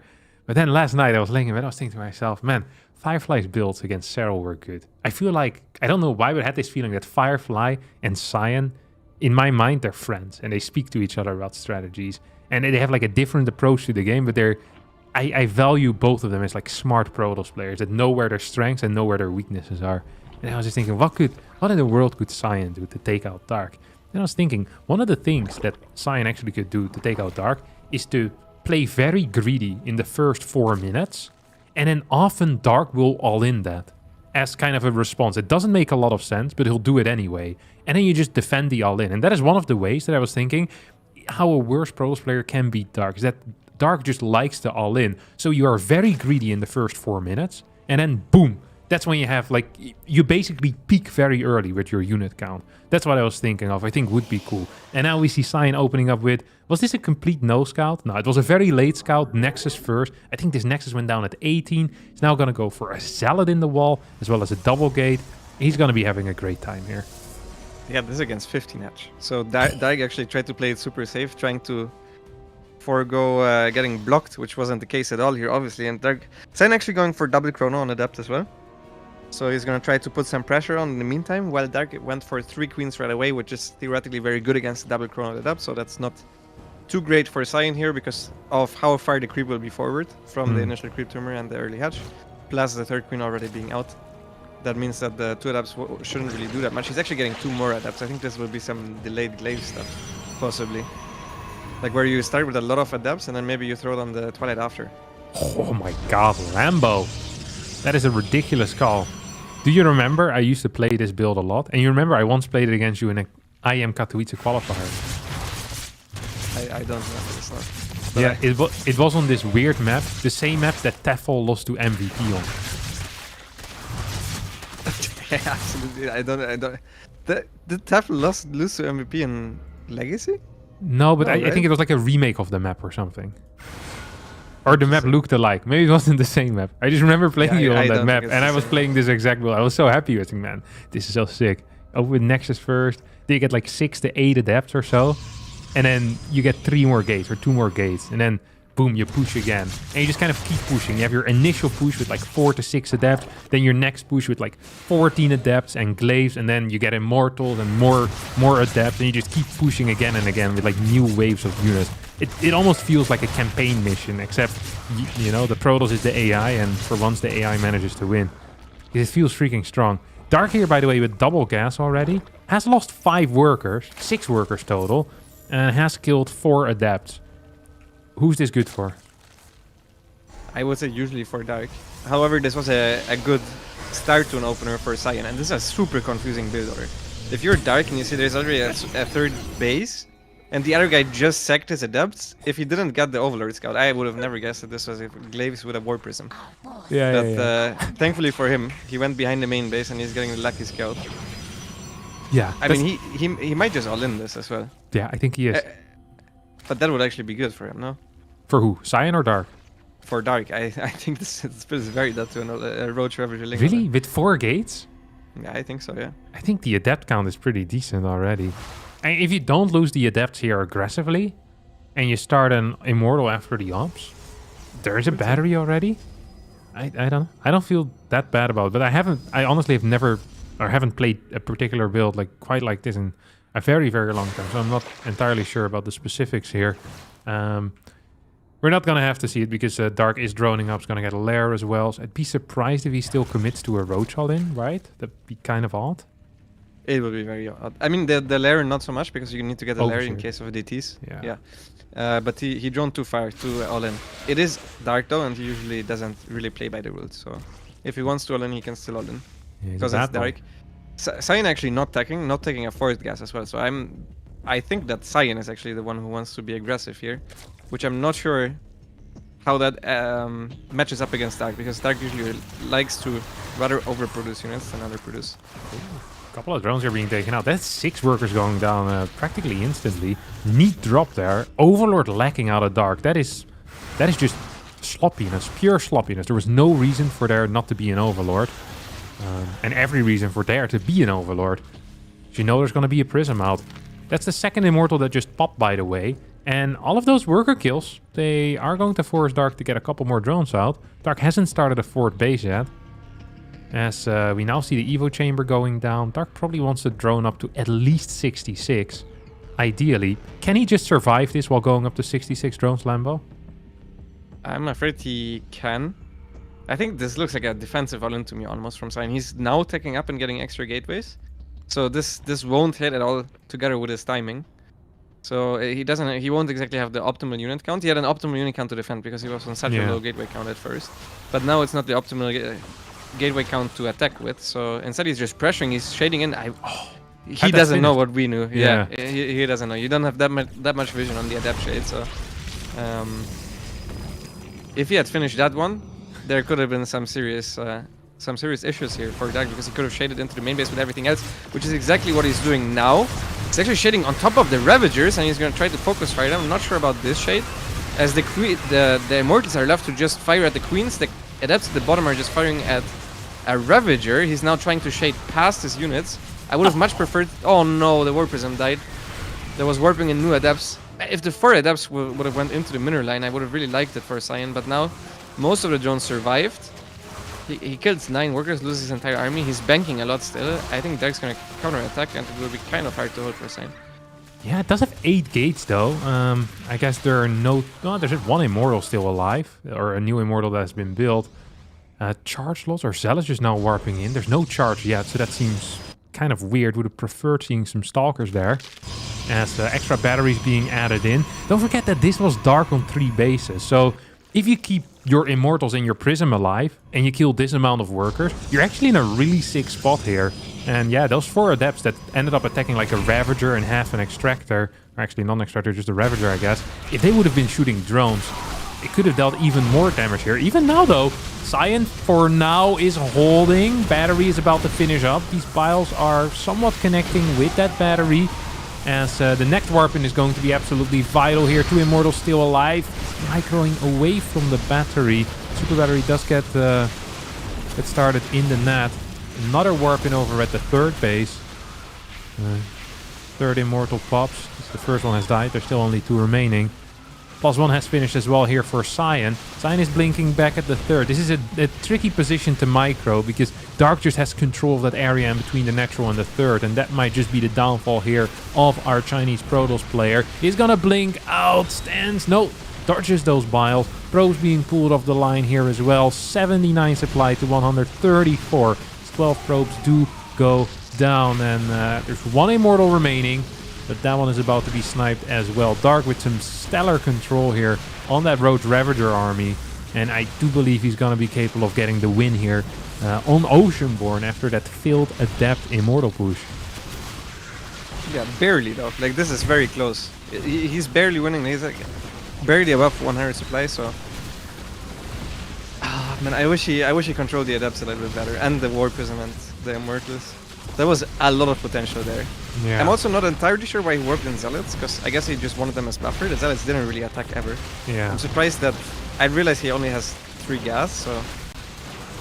He wanted to balance out his gas income, but he could have worked in Adepts. Those are at least good against a couple of Zerglings that are here. Yeah, and they at least get to deal some damage, because these Zealots are just going to get kited for a bit. Yeah, this just wasn't ideal. Let's see.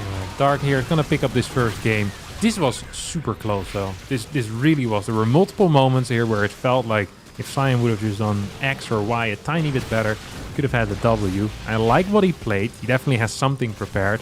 And this is the type of build that you're going to play once. I don't think you can actually repeat this particular one because it is very confusing for the Zerg, but the second time they're going to be a bit less confused. So I'm curious to see what LZ has planned here for this series. So that is going to be an interesting one. Dark so far though with a clean win, clean victory. Has only dropped a map, a single map, right? So far in this tournament. Yep, single map. I think the most difficult opponents for him still coming though. He has Raynor and Maru left in the group, so that doesn't really mean much that he only dropped the 1 map so far. Still obviously good since he already beat Hero in Showtime. It's not exactly an easy group, so yeah. Impressive from him so far. But that game was super winnable for Sayan. Like I don't even think. Yeah, as you said, he just needs to do a single thing better. Either shade the 4 Adepts in there. Even if he keeps the Warp Prism alive. and loads up the 2 Immortals. I think he holds that easily. Yeah. And then we see a macro game where Dark is down in workers, because he can't kill him there. What actually is the most likely outcome is that Dark attacks anyways, because he thinks, okay, he killed my drones, but I killed all of his units, so let's go, let's get going. And then Sayan defends it, and he's extremely far ahead. So a little bit sad there about the execution. Yeah, part. me too. But, you know, maybe he's still just warming up. This was a throwaway build anyway. Throwaway Throwaway build. build. Cheeky throwaway build. You just want to get out of his system. You know, you sometimes have that. Yeah, he actually just tested. He thought of something before that game, and he was like, you know what, let me test this really quick.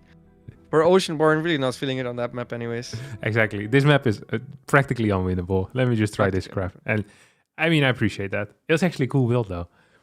I wonder...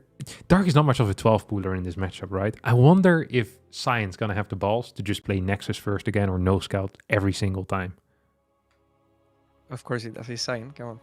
Do you really think so?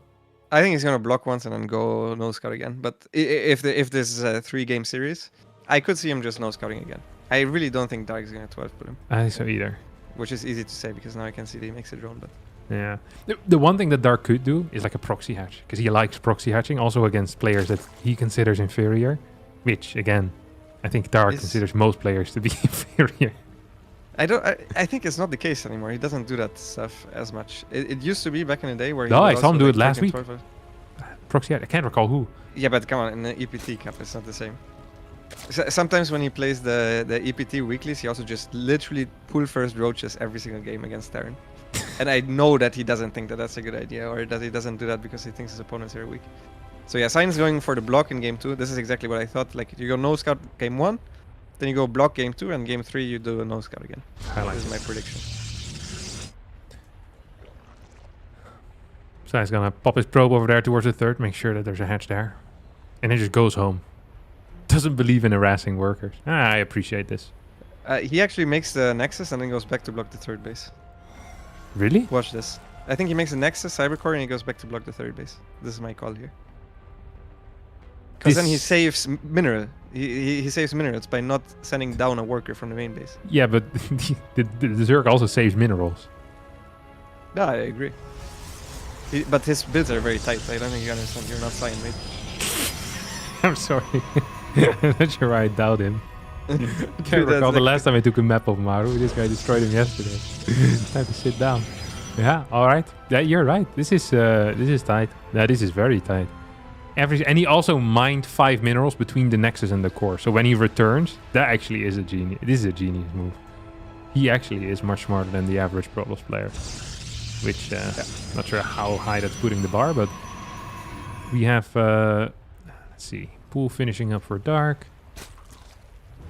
If Dark were to do something special on this map, in this setup, what would it be? Like something fun, something interesting. No, he does reactive all-ins a lot. Like, he does random Ling Bane all-ins, he does random Queen Drop all-ins. He will see something and then he will think, okay, this might be killable. Or he will see something and then he's supply blocked and then he thinks, might as well all-in. This is usually how Dark's games go. He is not the cleanest macro in the early game, and then he decides, depending on what exactly is going on, what he wants to do. Look at how intelligent Sayan is here. Sends the Adept back home to let the Shade finish. It's small things like this. Stats didn't do it earlier today and cost him. Yeah, it cost him big time, actually. Yeah. There's no downside at doing this whatsoever. Sorry? Yeah, there's no downside. Yeah. One of the things I actually even prefer is moving out with the Adept to one of the sides where the links might be, and then shading the other side. So then the Zerg, you know, they absolutely don't know where you are, and they're afraid of going to the other side with the links as well. So if you go hunting for links, that's also good. Sayan actually finished that Adept shade, killed one link, took a lot of hull damage though. Second Adept now shows up. There's not enough drones here. Or sorry, not enough drones, not enough links here. At the same time though, Ling run by taking out 3 probes on the other side of the map. Dark with some stellar control there on those links is gonna get a 4th one. Yep, gonna get a 4th probe. And that is not a very good look here for Sayan. Yeah, that is a big, that's a big error from Sayan. The thing is, as a Zerg, why I don't really like these run-bys is if the Protoss controls correctly, you just lose the Zerglings. And you don't have any at home, which you also didn't have. So you lose drones at home, and most of the time you don't get anything done on the other side of the map, but in this case it was the exact opposite. because he was distracted and because he lost too much HP early or too much shields on the first adept. He actually gets counter damage done, defends perfectly at home, now also kills the 2 adepts on the other side, and this is a disaster of an early game for Sayan. Yeah, now I do have a question for you, Lambo. Do you think all the damage that Dark dealt here in the early game is undone by the fact that the scouting probe went back home and the mineral saved there? You think that still has an impact on the game? I mean, I want to be sarcastic here, but in I will not do it just in case someone will misunderstand me. So no, obviously, killing the probes is much more significant than the 20 minerals that he saved by going back with the probe. All right. He's always got to make this type of stuff clear. Because people might look at it and think to themselves, oh, earlier you did go home with the probe, saved about 15 minerals. Now losing 4 probes, sure, that's 200 minerals, a bit of mining time. Not ideal, perhaps, but how big of a deal is it really? Dark, I think, had a bit of a supply block, or at least decided to build 4 overlords at once. So that's going to make life a little bit better there for Sayan. Actually, quite a bit better there for Sayan. Forge and Twilight on the way as well behind it. How many oracles do we have? We have 3. 3. Yeah. The game is even again, just like that, because Dark just macroed poorly. Yeah. It also might not seem like a big deal, because you don't see immediate feedback from Zerg being supply blocked like that, but that was a huge supply block. It was a missed macro, and all of a sudden he's back in it. Basically, all of the good moves that he made so far are negated by his macro. I still think he's in a slightly good position, but it's not overwhelmingly good for him anymore, which it was before his macro error. Yeah. You know, I'm a little disappointed here by Sayan, because he scouted the Evo chamber with his oracles, had Forge plus Twilight. I'd say, why don't we get Charge and +1 here rather than Blink? It feels like any type of Blink attack is going to be so late anyway. You're going to be playing against a very heavy Link style. There's a lot of Links out already. You know that's going to be +1 melee as well. I feel like this is... I'm not a huge fan of the Blink here. I really much would have preferred seeing Charge. Same, 100%. Although I think Sayan is a Colossus player, and that's why he's going to Blink no matter what. Yeah, it's difficult to transition into Colossus from Charge lots. Yeah, so yeah, he's going Blink. I think if he was going Colossus, he should really start his gases at his 3rd base. He's trying to deny the hatchery. He should even be able to take that fight against the Queens. Now not anymore, he decides to instead go for the hatchery, and I think he should be able to get it. Cancelled, there is a cancel. Nice move. Nice move, especially against a very Ling-heavy unit composition, which is what Dark is going for. He's even going into quick ultras, by the way. This is very important, because Dark will lack the larva, but all these stalkers are exposed before Blinkers, and all these stalkers will go down together with the Nexus. The moment Dark realizes, okay, the oracles are on the map, he sees if he can do something with the Zerglings, and he just hit the absolute jackpot at Sayan's 4th base. That was a disaster. That was even worse than the initially losing 4 workers, because yeah, it's not. This is not an acceptable loss whatsoever. Yeah, it really isn't. As 3 hatches going down. As Dark is triple expanding right now. 2nd Evo chamber on the way, as you mentioned, as well as a hive and Baling Nest. Dark is just gonna tech into ultras here. And it feels like the first ultras are gonna pop at around the same time as the first Colossus will. Although I'm not even entirely sure Sayan's gonna survive until that point. He just has such a tiny army. These Links have +1, there are loads of them. Energy on Oracles is surprisingly low as well. Like, this is actually very scary. For 2 reasons here for Sayan. He can't move his oracles across the map, because if he does, then the Links will just go in and start surrounding units. You can't transfer any probes over. But if you don't scout, you have no clue what's really coming for you. And Sayan seems to be fairly unaware of what is going on. Hasn't even scouted that there's a lair quite yet, although I'm sure that he managed to figure that one out at this point. He's now gonna try to move on the map with these Stalkers. This is gonna be tricky, Lambo. It is definitely going to be tricky. After he lost into Stalkers, it's looking very rough for him, but he's still going to try his best. The move up with the Stalkers should be fine. He's close enough to his own 4th base. He only saw Zerglings so far, and I know that Dark has played this style before. He has also played Mura in the past, but if this is Mura, let's be real, he's already dead. The Muras would arrive right now. So I think if he can put 1 and 1 together, this kind of has to be Ultras. Because I haven't seen Dark really play Ling into Lurker too often. And as I said, he has played this in the past, also on the same map. It's a very open map. It's probably one of the better Ultra maps out there. So, I mean, the thing is, he will scout now with the oracles. The moment he sees there's a gas missing and there's a hive, it's obviously not lurkers, because then you would have all the gas. Why is the hive done? It's for early ultras. So by quick thinking, he can already tell for sure that it is ultras just from the scout, but he's blinking into the Zerglings around from Dark and he's recalling. A lot of stalkers left behind. And Dark's just gaining a massive supply lead, which is not supposed to be the case actually in this matchup. If you're attacking up as a Zerg, you're not supposed to just be up 50 supply while you're going into hive as well. He's starting 2 Vipers. I'm fairly certain that this is because he's smelling some blood here. Because otherwise he would have just made the Ultras first, but I think he's just going to try to attack now. The moment these Vipers have 2 Abducts. And I absolutely agree with him. I think it's a fantastic choice here. From Dark, where Sayan is still trying to get up Colossus. Colossus are not even good against Ultras, so... Yeah. Colossus actually suck at this point. So hard. Once the first Ultras hit, even without Ultras. Do we have Thermal Lens yet? Okay, we do have Thermal. That is something at least. We only have a single Colossus. They're going to be good against the Lynx, but that's all these Colossus are going to be good against. There's no Baneling speed, and that actually is helping Sayan quite a bit, because if there were like 25 Banelings in the mix as well, that would be even harder here for Sayan to survive. Although this Zealot run-by is actually doing a lot of work. Sayan believes he can push out on the map. He is absolutely wrong in that belief. This is the last thing that Sayan can do right now. Sayan can build walls. He can set up 15 cannons at his fort base. These are plays that might have some potential, but being out in the middle of the map right now is not a serious play. Double abducts going down, roaches in the back taking out the Colossus, and that is all your tech units there. I don't think Dark minded losing a bunch of supply there, because it allows him to start building those Ultras, and he'd rather get those sooner than later, while the Immortal count still is low on the Protoss side of things. And currently, it is extremely low on the Protoss side of things, because there's 0 Immortals out. First one starting just now, Anabolic Synth pieces being researched as well. That is the Ultra Speed off Creep that gets increased.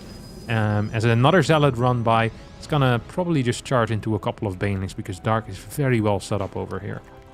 Yeah, Sayan is now making all the right moves, because he realizes what position he's in. Before, he was basically playing in all-in unit composition. He wanted to push with Stalker Colossus, which is obviously impossible after the early game that he's had. He split the Zealots nicely, so he's trading well with it.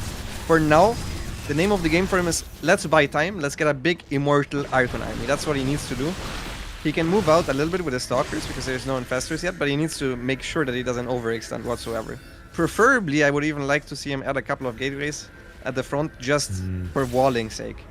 Because I think the moment Dark's upgrades finish and he actually engages fully together with Blinding Clouds and the Ultras that he has, that Sayan's army is not very good against what Dark has here whatsoever. He's actually morphing 28 Banelings without Baneling speed, so that really is nice for Sayan as well, who is getting Storm up right now. Yeah, I'm not sure if Storm's gonna be there in time, but if it is, that's gonna be huge. And even Colossus against Banelings without speed are pretty okay, as long as you can feed back those Vipers. Could be somewhat fine. Immortal count is still too low. Stalkers ahead of the army. This is not a mistake. This is the correct play. You can always blink them back. Vipers trying to come in here. Oracles are live. Should probably activate to try and deal a little bit of damage. Massive Blinding Clouds here hitting the entire Protoss force as feedbacks do go down. Lots of workers will end up falling here, but can Sayan survive? That is the question that we have on our minds right now. To me, it seems like that answer is going to be yes. Lynx will enter his natural. There is no cannon or a battery in the mineral line. 26 probes will go down already. 30 probes will go down as a recall is going to save the natural. Lots of gas in the bank. Rebuild the assimilator. Maybe go back up to 60 workers or so and try to max out. I think that is the only viable path here for Sayan. 100%, yeah. He needs to max out on a high Immortal Archon count. It's also what he's trying to do. And he's struggling right now with defending these +3 Adrenal Gland Slings, which can kill workers very fast. See, just like that. A lot more workers go down. He's now back down to below 40 workers. And Dark is just relentless with his aggression, now also hitting at the front, where Sayan oversplit his units. This is not a great fight for Dark, you would think, but without any overcharge energy. I mean, Dark just needs to basically keep Sayan from maxing out. So any trade where he kills some units and some probes is a good trade for Dark at this point, who's severely outmining Sayan and who's just ready to go again. Yes, sir. Here we go once more. Vipers running in forward. Abduct. Abduct. Ultras and Roaches are probably gonna do the job here. There's a couple Archons going down. Another Baneling run by, trying to get in towards the naturals. Not gonna connect with anything except buildings and half a Stalker. But honestly, it's just gonna be good enough here for Dark. Dark is up about 70 supply. getting more ultras in the mix. There's no 8 gas yet. Hell, even the 7th gas isn't mining right now for Sayan. Even the 1st and the 2nd gas aren't. Sayan is practically on 4 gases right now. So he's not getting a lot of that. Links run by once more in towards the natural. Ultras joining in this party as well. And I think Sayan is dead here. And he believes so too. GG gets called as Dark is going to take this series with a clean 2-0 score. Yep. Very clean play from Dark, who's now also 3-0 in the group. He has played all the Protosses so far. He will play next against Rainer. I believe that one will be on the B stream. So he still has some rough matches ahead of him. He also needs to play against Maru still. But starting in this group with 3-0, I am sure he will feel very relieved for now. Because 3-0 almost guarantees you to advance. Yeah, very true. Maru, by the way, meanwhile, also taking out Showtime with a 2-0 score. And Hero is up 1-0 against Rainer. If Rainer loses that series 0-2, Rainer, I think, is just out. Right? Yes. 1-6, 0-3. That would be an absolutely massive upset. It would be, yeah. I mean, he played 3 top players so far. I think the biggest upset would be him losing to Showtime, which even is not... Like, all of these individual results aren't the biggest upsets because the group is just so strong, but him being the one that's eliminated first would be a big upset, especially with Sayan being there as well, being above him actually in the group. Yeah. Yeah, and it's scary for Rainer too, because he still needs to play Sayan in the final match. So even if he beats Hero, he still have 2 top players to face in both Dark and Sayan. Sayan, honestly, even in the series that he loses, I like almost everything that he does. Not necessarily in execution, but I feel like he is more realistic than many players. That he understands his strength, he really understands his weaknesses. And I think his decision-making and just the way that he crafts compositions, he looks at the game, I want to say it's correct, but I think what the truth is that he plays very close to how I imagine one should play. So in my mind, it's correct, but maybe Hero looks at it like, oh, not aggressive enough, or oh, he doesn't do enough of X or Y. But I feel like that a lot of the thinking behind the moves, it really resonates with me on a personal level. So I really like the moves that he makes. And although the execution is sometimes lacking, I still believe if this guy just gets a clean early game, man, this guy's a beast.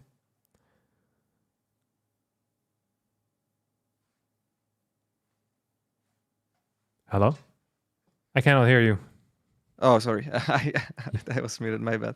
No, I 100% agree. I think he has solid strategic choices. I always prefer it if the underdog tries something to get ahead, and he's not trying to just play random all-ins that have a low chance of working, but rather he can try to get ahead in a smart way where he picks a good builder to get ahead, and then from there, he knows, okay, if I can make all the right moves, I can absolutely win, even though my opponent might, on paper, be super favored against me. So I love the way he's doing it right now. I think our next match will once again be Sayan, so it's going to be Sayan against Showtime, actually. So that one should be ready the moment they're done with the vetoes, but I think we'll have a small break before that, right? Yeah, for sure. And meanwhile, you guys can check out the main stream where I think Rainer versus Hero is still ongoing, and otherwise Sayan versus Showtime. A couple of minutes here. See you after the break.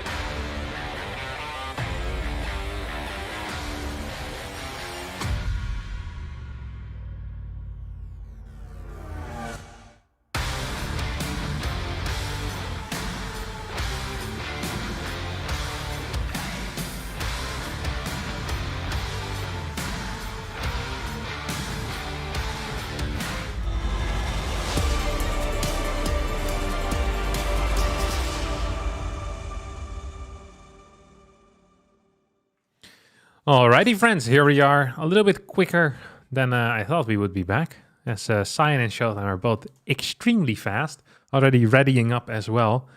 I really love the pace of this tournament so far, Lambo. I'm not gonna lie. We've been having constant games, basically, at least here on the C stream. Boom, one game is over, we start the next one instantly. Players are quick. Sayan had a little bit of a break, I think, what is it, 4 or 5 minutes or so.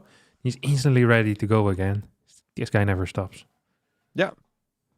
Aside from us, obviously having a 3-hour break in between the first 3 and the next 3 series. Yeah. Other than that, it's going game after game. If you don't count the 3-hour break, we have game after game.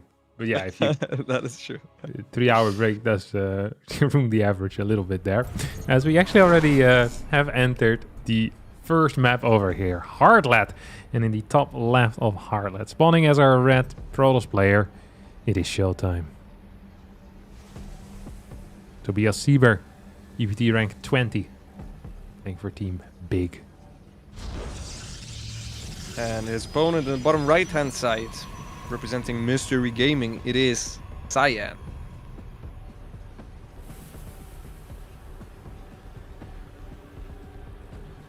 Beautiful stuff. PvP. Now, I really like this matchup. I like watching it. There's something beautiful about PvP. Is that neither player truly has a clue as to what is going on in the first 4 minutes, but you have to pretend like you do. And that is my absolute favorite part of it. So you have to make some assumptions. You know, this is, PvP is a lot more like poker than most of the other matches, where sometimes you need to bluff a little bit, sometimes you actually have good cards, but you're not sure if you have good cards, and sometimes you're just getting absolutely destroyed and you don't quite understand why. Such a beautiful thing, as we see Sayan here with the second gate scout. Now that can indicate 2 things. It can mean that Sayan wants to proxy something, or it could just mean that he wants a little bit more money and to scout later. And you never really know until you see a pylon go down. Although with this path, it does feel like it's just going to be a late scout. Showtime on the other hand scouted a bit earlier, I think after the second gas. It's going to be there like 10-15 seconds quicker. Pylon at home for both players, so nothing weird going on here, but you're still not going to be aware of your opponent's tech choices or the first 2 units that are being popped out. So there's still lots of mystery going on in this matchup. A lot of mysteries indeed. As I just want to give a quick shout out to Showtime, who went through the center of the map, which I see a lot of programmers not do. You have to manually do it, but it's the faster way for the worker to go. I'm not exactly sure why the AI goes around the edges. But that's what they do, as here we see the first deviation, Sayan going for the Stalker sentry, so wanting to expand safely, whereas Showtime going for the double Stalker, which is obviously also very standard. But I think Sayan's unit choice spoils us a little bit more as to what his plan is. Yeah, and you want to hide the fact that you have a sentry. You didn't actually try to hide it, but Showtime didn't stay long enough. Ooh, tiny little blunder there by Showtime. You usually stay near the ramp with your probe until 228, maybe 227, 228. So if there's an early sentry, you can see it pop out, and then you get a lot of information. Showtime didn't do that, doesn't get any information as a result, but still will send these 2 stalkers across the map. That is a ballsy move over here. It's even following this up with 2 more stalkers, as well as a nexus behind all of this. Worker count, well, you cut 1 probe for a little bit. Twilight already going down here for Sayan, who's trying to hold his low ground. He's going to have to reveal the fact that he has sentries. Is he chronoing the warp gate? He's not. He might be in a little bit of trouble here. If Showtime had moved across the map instantly with Stalker 3 and 4, I actually think Sayan could have been in a bit of trouble, because he didn't get a 5th gateway unit and he didn't chrono boost his warp gate. Yeah, so Sayan getting away with a little bit of murder there. As his shoot battery Minor murder. It's just tiny murder, not a huge murder. Just a shoot battery being a little bit too late and not chrono boosting. But Judge, come on, 10 years? It was just a small murder. Accidental murder. No, I don't think this was an accident. Sayan knew full well what he was doing with that late battery.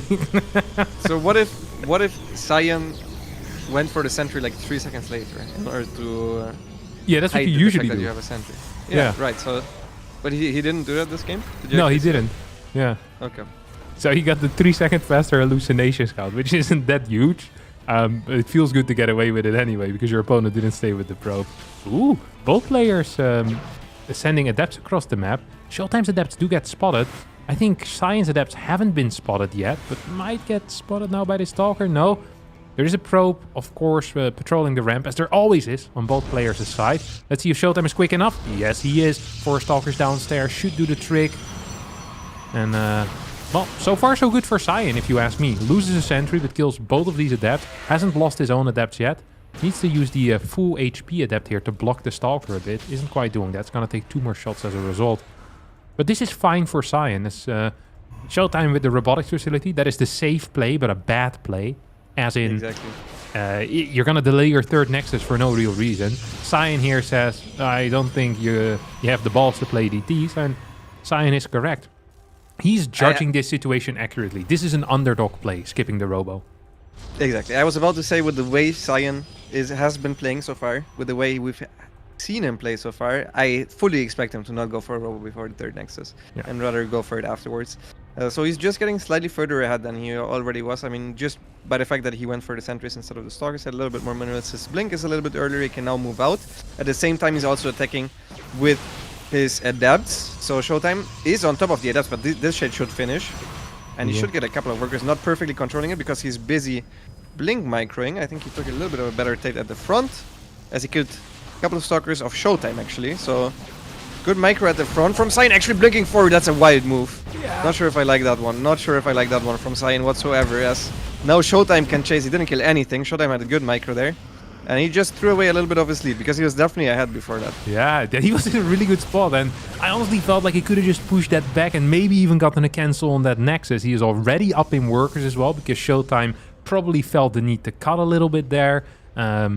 Or maybe just forgot to build probe. Sometimes, of course, it can happen if you're under a lot of pressure. It's often easier to continue macroing if you're the aggressor because you're deciding when fights are happening. Sayan still is in a lead, by the way. This is by no means it's like, oh, Sayan just threw it out of the window. No, he still has a small probe lead. His +1 is significantly faster than his opponent's +1. The Forge isn't even done yet here for Showtime. So I'm loving Sayan's position. He has the ability to go for perhaps a +1 timing with Immortals. That is huge because it allows Immortals to 3-shot Stalkers once that +1 finishes.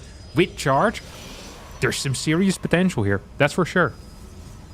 Yeah, there is for sure. I mean, Showtime is trying to play the very standard way, also the very safe way, the way you're supposed to play if you're the overdog, if you're the favorite in the matchup, as Sayan gets another Stalker here off of Showtime. Also skip the battery here. Absolutely doesn't need a battery though, because he's even ahead in the unit count. And the one good thing for Showtime is that he didn't rush the 4th base off a low gateway count. He's actually going up to a high gateway count himself. He's getting up Stalkers and he's getting up charge himself. So if Sayan was to attack, this is the way to defend, right? Yeah, that's a neat little 4-Stalker run by here that Showtime is executing. First of all, scouts the double adepts and also forces defensive warp in. Can probably eventually just recall those back home. Does need to do it at some point. Gets a bit of damage in as well. We get a pretty big recall. Sayan is going to try and sandwich it, but Showtime realized that Showtime is playing this extremely well. These were some very nice moves. Yeah.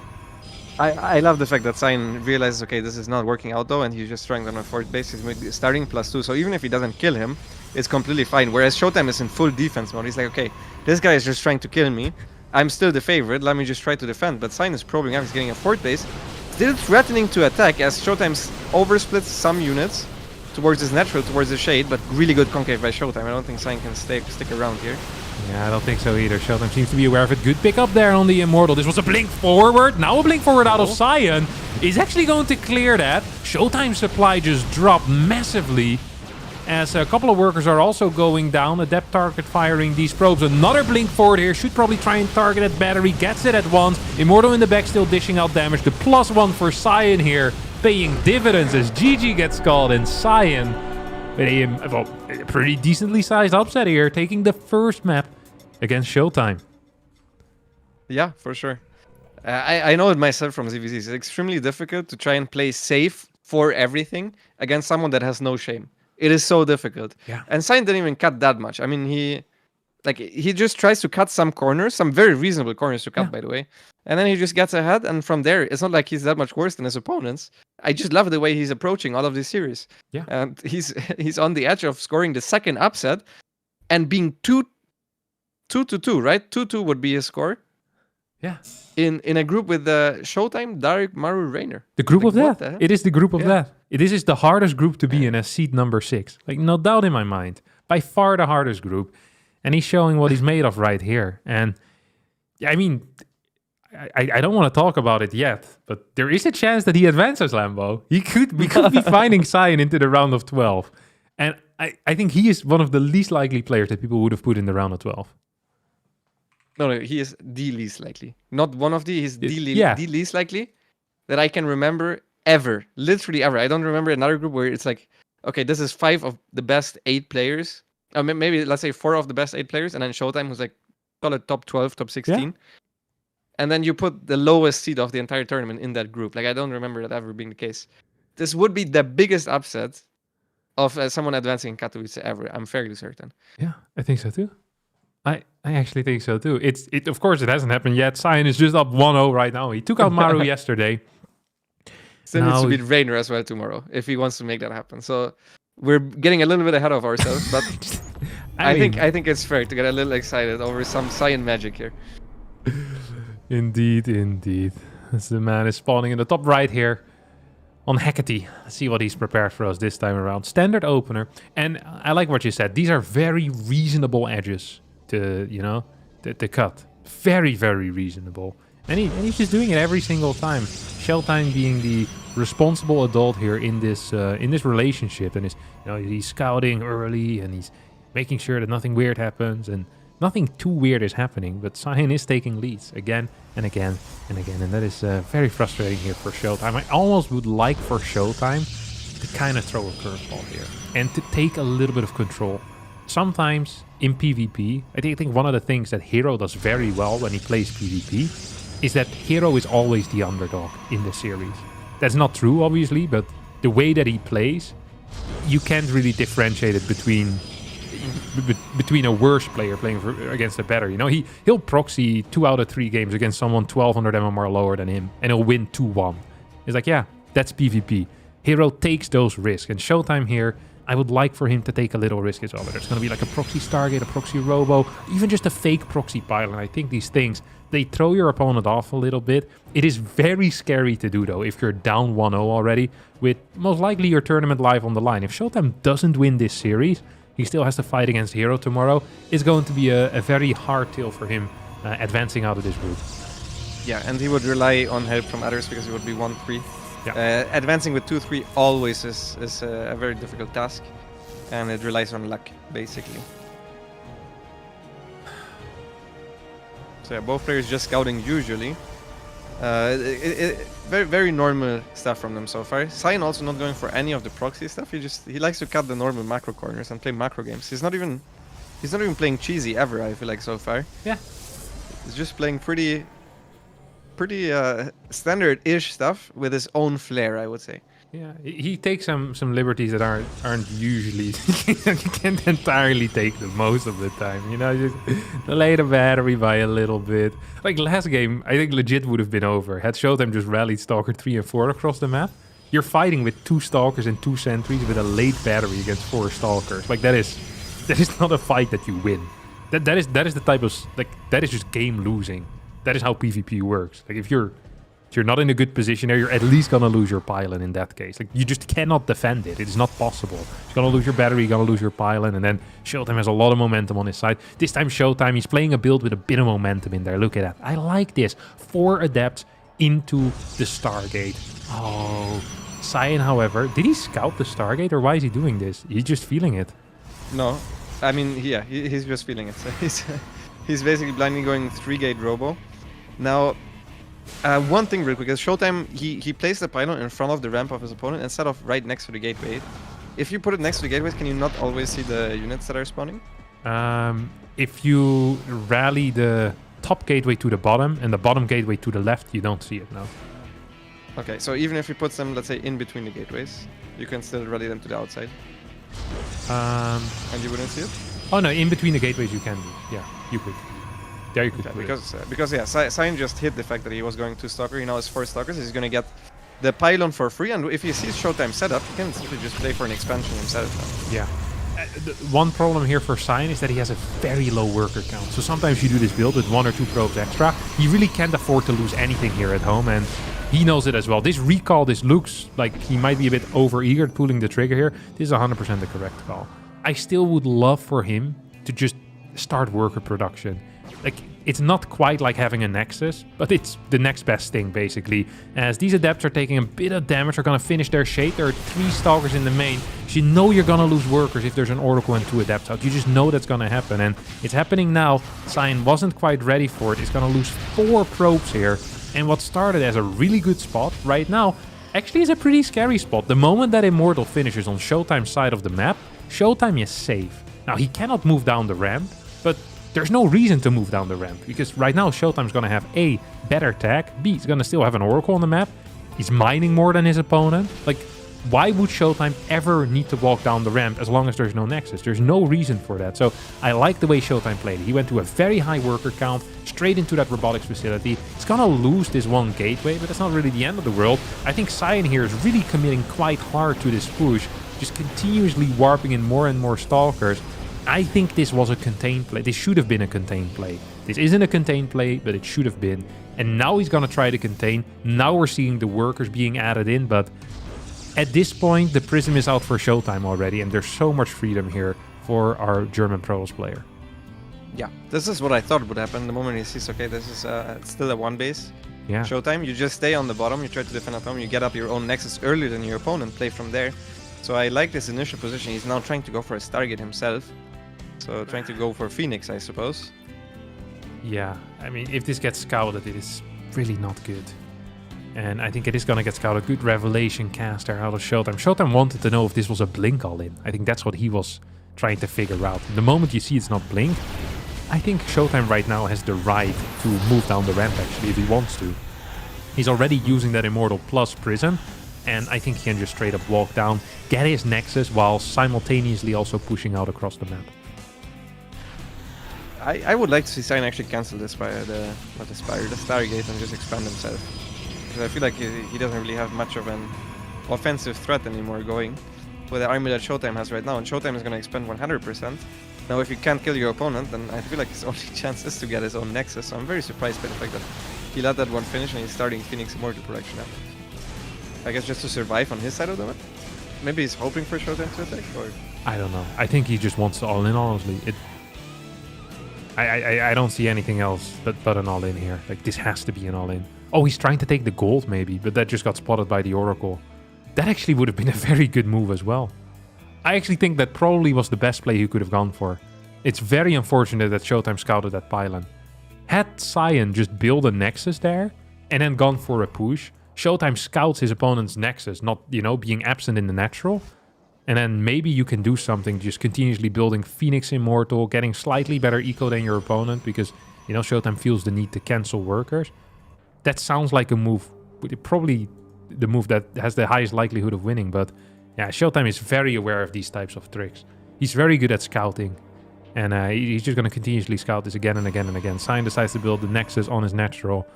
He's in a world of trouble. He's going to try to go for a push on 25 probes still. That's it. Yeah, that's the thing that has to work. That pylon was there for a long time already. I'm not sure what the original plan was from it. But that was there ever since the first 3-gate robo move out was there. So that's where he was warping in the initial units from. If he actually had just gotten a Nexus there at the very beginning, instead of trying to go for the attack, that would have been a really good play. But at this point, it's going to be very difficult for him. He, as you said, he has to attack. He's just down in everything. He's down in tech. The only thing that he's going for himself is that the army value is still very even. He also has more Phoenix, which means he can lift the Immortals of his opponent and try to make something happen, I guess, with a sentry-based attack. Instead, he's going for his own Twilight, and he's going to try to somehow come back in a macro game. Yeah, this is practically impossible. I think Sayan believed his opponent was still on 1 base. He hasn't scouted the fact that Showtime is on 2 base yet. So he probably thought it was going to be like a 1-base Phoenix war or something. I'm not quite sure what Sayan was thinking, but he was wrong in thinking what he was thinking. As yeah, Showtime already saturated here on the natural. Sayan is dead. It's extremely unlikely that he's going to make a comeback into this game. I'm trying to imagine a path forward here for Sayan, The only thing I can see is if Showtime takes a third base, pushes across the map, and then while trying to micro 2 Immortals in a Prism, loses both of them to a blink forward or something. I actually think this move out by Showtime is an interesting risk that he's taking. I don't think this is necessarily a bad move, but I think this is the most likely way for Showtime to lose. Yep. Yeah, I mean, if I think the only way for Sayan to win is basically an attack, then this forward link is definitely the only way for Showtime to lose. As I mean, I understand why he's going for it. It's because of the stasis that he hit on the 5 Stalkers. He already has the army advantage, so that means he's that much further ahead. It's also blink against no blink, so he can micro units, whereas Sayan can't really. Although Showtime's not really microing Stalkers that much, he's just basically blinking them all at once. Sayan takes picks up the War Prism at the back of Showtime's army here, but the army advantage is just a little bit too big. Even if he tries to lift the 2 Immortals, I don't think he would even just win the Stalker vs Stalker fight. And GG is called. Showtime ties up the series 1-1. Yeah. That fight might have been different had the Phoenixes been at home, because then it's 4 Phoenixes versus 1. Maybe you can pick up the Immortals of the opponent. You know, we can maybe make something happen there. But if the Phoenixes are across the map, 4 Stalkers are stuck in a stasis ward, to me that sounds like an impossible scenario. And it already was going to be hard, of course. Showtime does pick up the victory there in a... in a kind of a weird game. Build order wise, this looked really good for Sayan. These are build order wins. Definitely build order wins. Like pretty big advantage. Probably would have been better had he played 2-gate Robo, but 3-gate Robo against this particular thing is also very good. Yep. Yeah, he just, I don't think, quite understood his win condition there, or what he had to do. He was never going to kill Showtime. Showtime played it so safe in his main base. That was never going to happen. And then, while losing stuff at home, you just could not afford everything he wanted to go for, and yeah, it didn't work out for Sayan this time, as map 3 will be Alcyone, whatever you want to call it, honestly. I like Alcyone, or Alcyclone. I like it too. I'm just really wondering what Showtime is thinking right now, because this is still scary, you know. Like, it feels like Sayan has had 2 shots at winning another game. Gonna throw some crap at you, and you know that Sayan is gonna be taking some risk. You're just not sure what risk it's going to be. Where is he gonna cut the corners? And it's also not completely unthinkable that Sayan just plays like somewhat of a regular macro game. You know, he was playing a pretty normal macro game in the first game, just, you know, some small cuts here and there, and life was all right for him. Alcyone is a weird map when it comes to proxies, by the way. Mm-hmm. Because you have the entire bottom side. Yeah.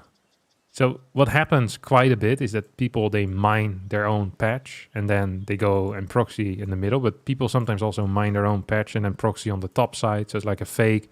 So it's really difficult to make, you know, to make a call as to what is kicking off. Sayan here is moving early across the map. So the reason obviously you would mine your own thing is because you can check and click on the bottom right side of the map, and if your probe runs towards the other side of the map, you know, okay, your opponent mined something out there, because that's the way the AI works. Mm-hmm. This is how you can also check for proxy wrecks, so that's how this fake would go. This is the reason why they would mine on their side first and then go somewhere else, because obviously you can't see it. So it wouldn't help you that much. But yeah, Sayan just playing super safe this time around. Going for a gateway scout. I wonder why he's doing that. Also, can you explain to me why Sayan is going for a pylon inside as part of the wall? Because you can't even put a battery at the low ground here, can you? No, I don't think you can do that here. I think you can do it with the other side pylon. Really? I guess yeah, next to the mineral, a bit to the bottom of the minerals. Yeah, I'm pretty sure you can. It looks close to me. It looks. Yeah. I'm not entirely sure. But yeah, I don't know why he does it like this. People have their own little things, the way that they like the wall. I don't criticize it. You can do what you want. As long as the cybercore is safe, I'm a happy man usually. Alright. So you don't like walling with the cybercore? No, I think that's bad. Because if you ever lose the ability to produce stalkers, that often ends up being fairly mediocre for you. As Showtime with a Stalker Sentry, Sayan with a Stargate that went down at, what was this, 218, I think? Mm-hmm. Now, if Sayan is a baller, he's gonna hide the 2 Adepts. Nice. Yeah, he will. He will 100%. Yeah. You already know he's a baller. You don't even. Yeah. The moment you that's why I start a mentioned sentence it. like this. Yeah.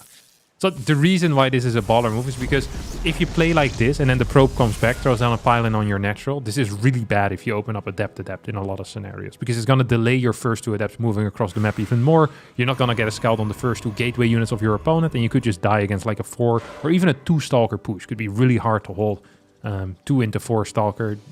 I don't want to say you just die, but it's fairly bad. So it's like small risk like this where Sayan takes all of them. You know, it's usually nothing bad is going to happen, but if Showtime had come back with the probe and thrown on a pylon in the natural, that would have actually really sucked for Sayan, and I can't understate that.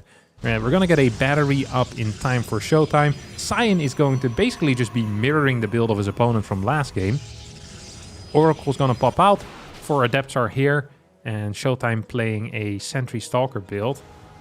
I don't mind this position for Showtime very much, to be honest. I think this is one of the nicer spots to be in. If it's 4 adept into Oracle and you open up with Sentry Stalker, triple Sentry, I think you're usually fine.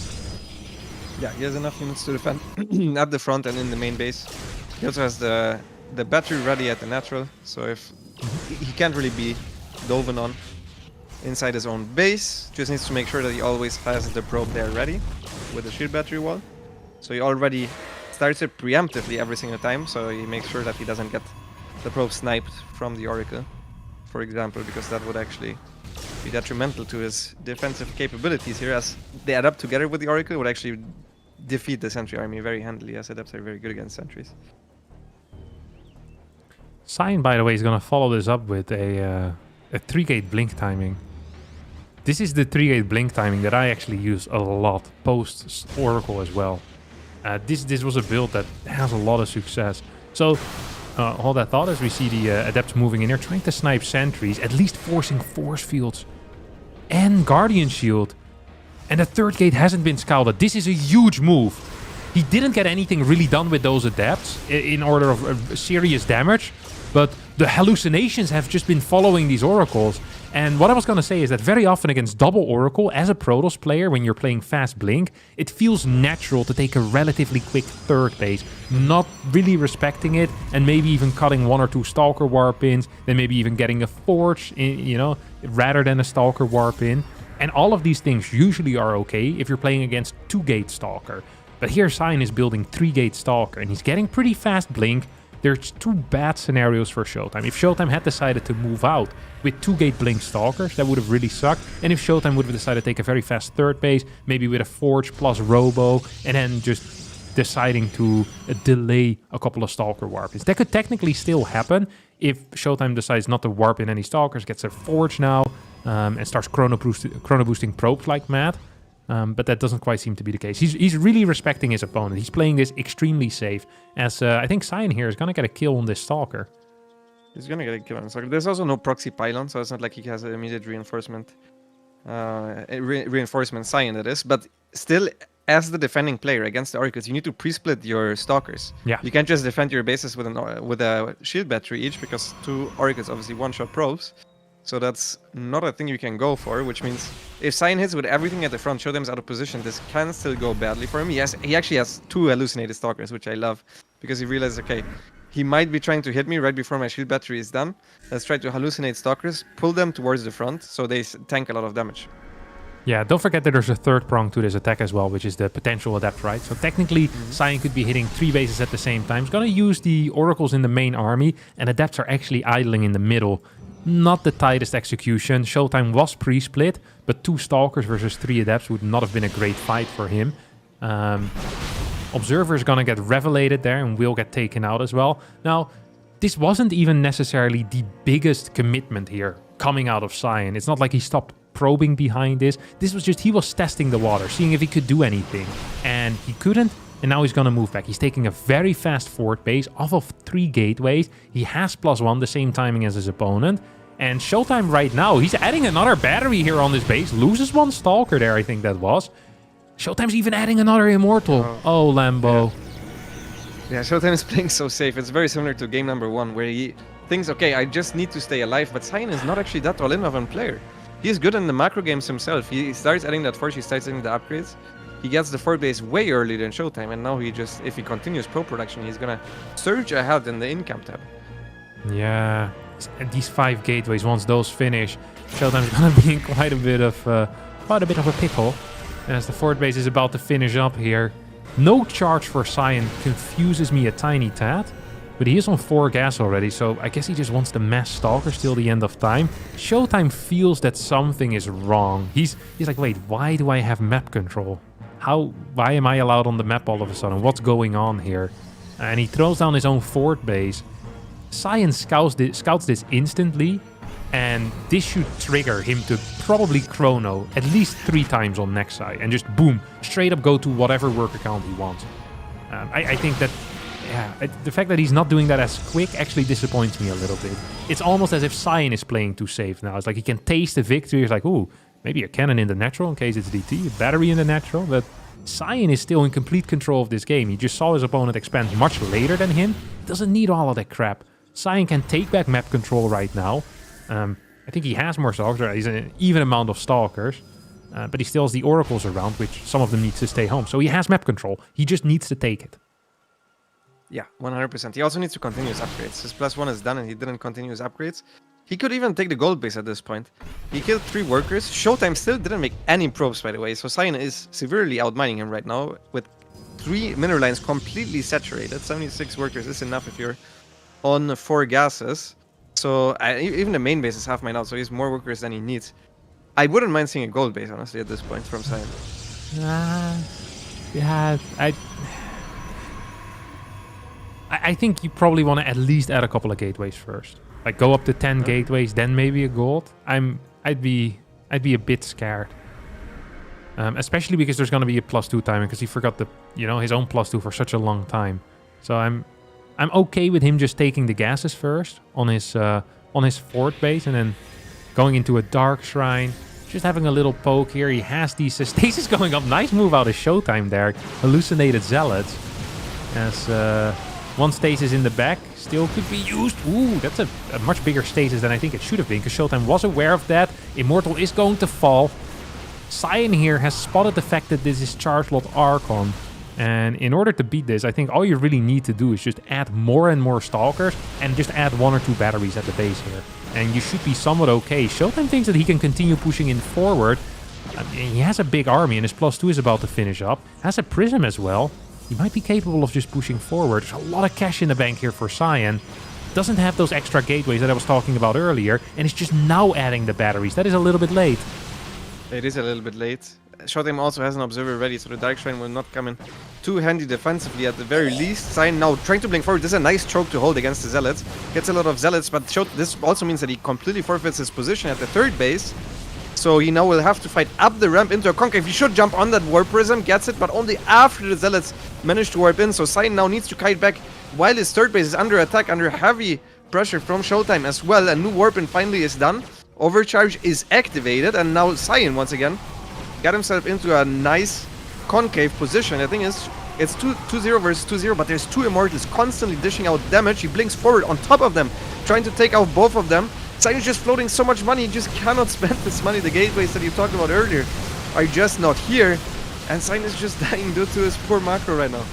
Yeah, 1800 minerals in the bank, that equals about 36 supply. Sayan is not dead yet. He's gonna go for a triple DT warp in. Those could potentially do something. We see a couple of cannons going down on the side of Showtime. Work count for Sayan is still looking somewhat okay, as he's gonna try and take back map control. He still has that bank. Of course, he can use it to warp in, and over time he's gonna be capable of spending that money. Supplies are still somewhat even, and he's gonna be up an armor upgrade. So that is something at least. Showtime has taken a 5th behind all of this on the gold base, is now in control of this game. But this is by no means over.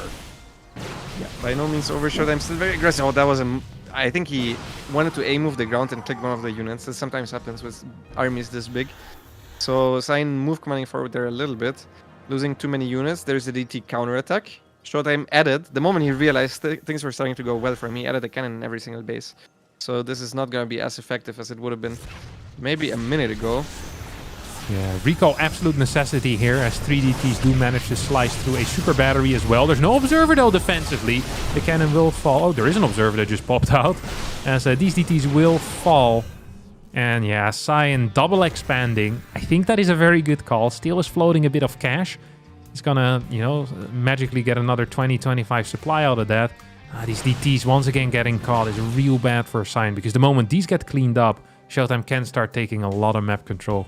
Moving out on the map, and yeah, this is not looking so great here for our Chinese Protoss player. He had gold in his hands. Like, he was so close here in this game.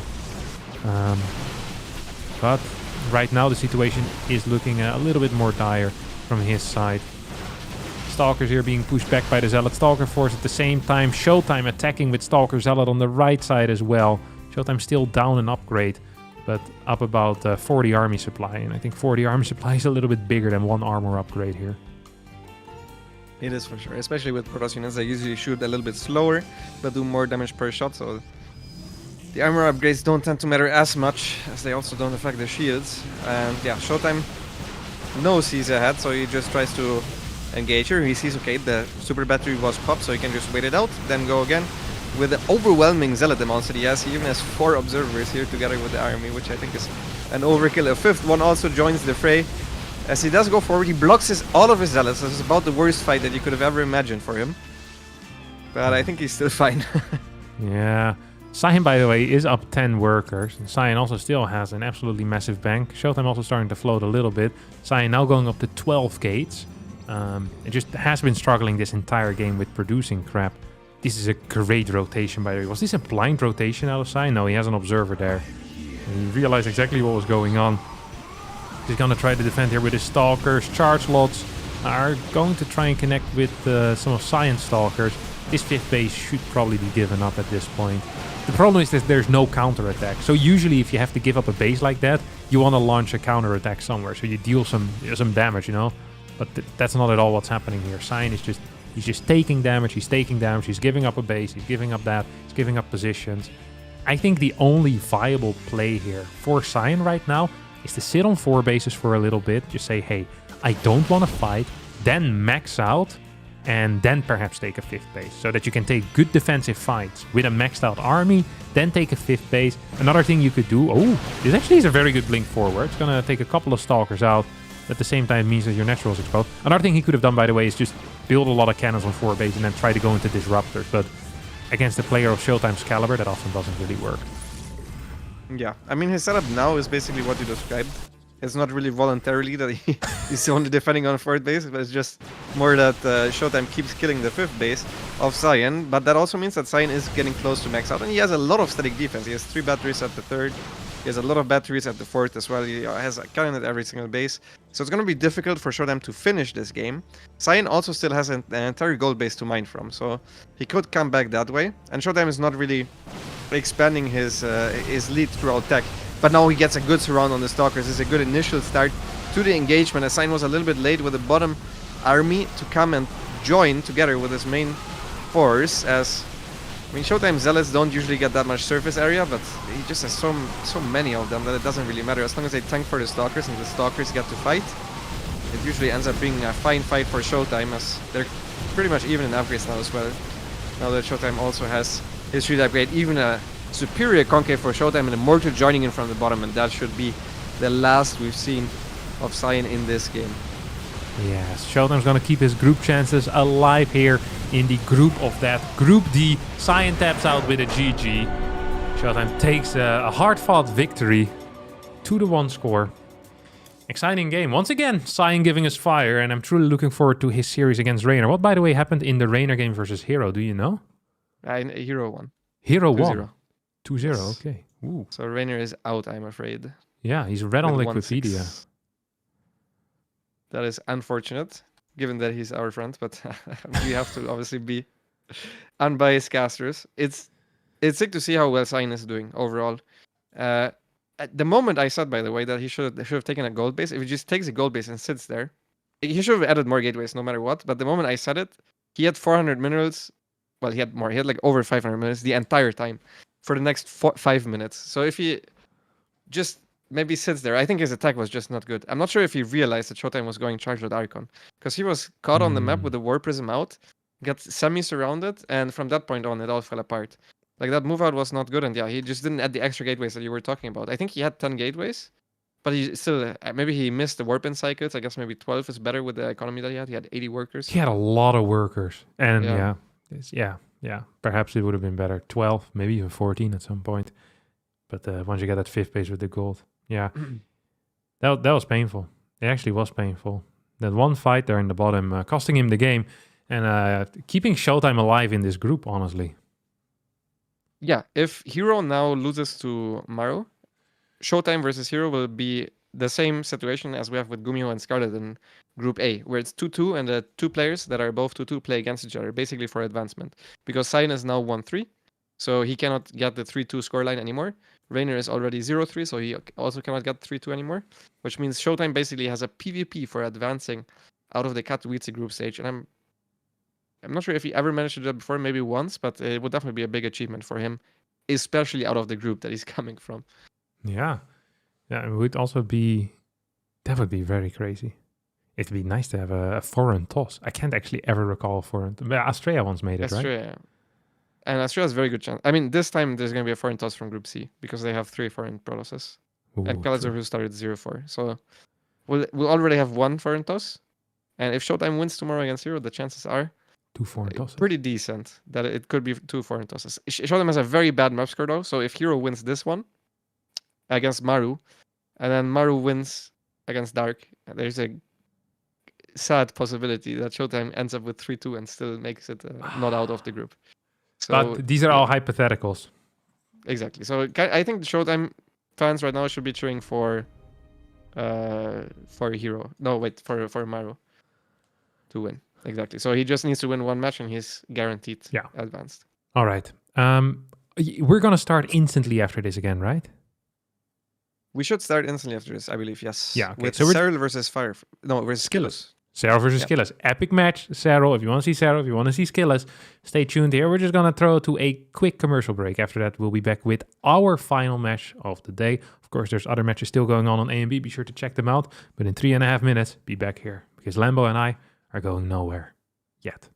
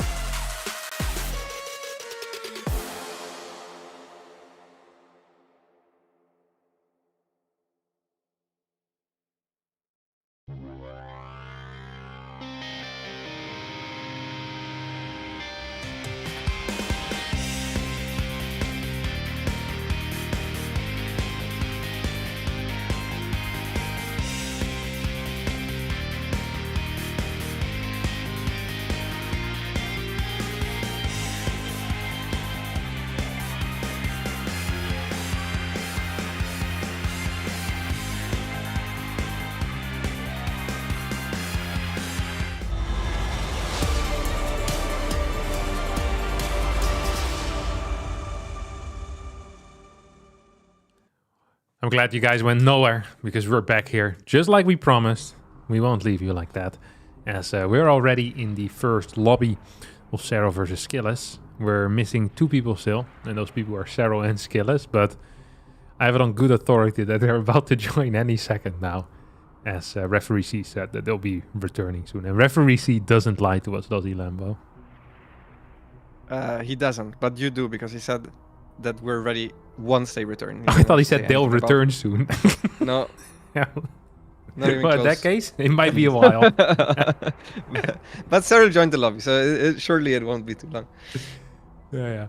I got the intention of referee C. Yeah. I could feel what he truly meant. I can read in between the lines. Yeah, first map's gonna be Solaris, which actually does surprise me. Let's talk a little bit about this matchup in general and about maps. If you were a Zerg player, which you are, Lambo, and you were to play against Skilos, and your first map was Solaris, would you be happy? I would be happy, yeah. I think this is one of the better Zerg maps. It's usually the second Zerg veto, although I don't think it's necessarily broken for Zerg or anything, but it's a nice map because of how short it is. The speed zones kind of help, and you can get some nice setups going. So yeah, I think I would be pretty happy with this. Fair. Yeah, if I was Skilos and I'd be playing against Serel and the first map was Solaris, I'd be wondering what the hell I did in the veto, because that doesn't sound very good to me. I don't like playing against Serel in the first place. Freaking Solaris is the first map. And this guy, he knows something that I don't. But it's not actually the end of the world. It's not a terrible map, it's just not a very good one. I think there are better ones, as the first map has indeed loaded. Both players were here very quick, as referee C told us that they would be. In the bottom left, spawning as our red Zerg player, playing for Team Basilisk. It is, of course, Serel. Rank 1 in the EPT with 4,350 points. Wow, it's a beautiful picture as well. Such HD quality. It's crazy. It's crazy. I sadly can't see it, but in the top right, it is the blue Protoss player representing Team Liquid. Currently residing from the Netherlands, it is Skilos.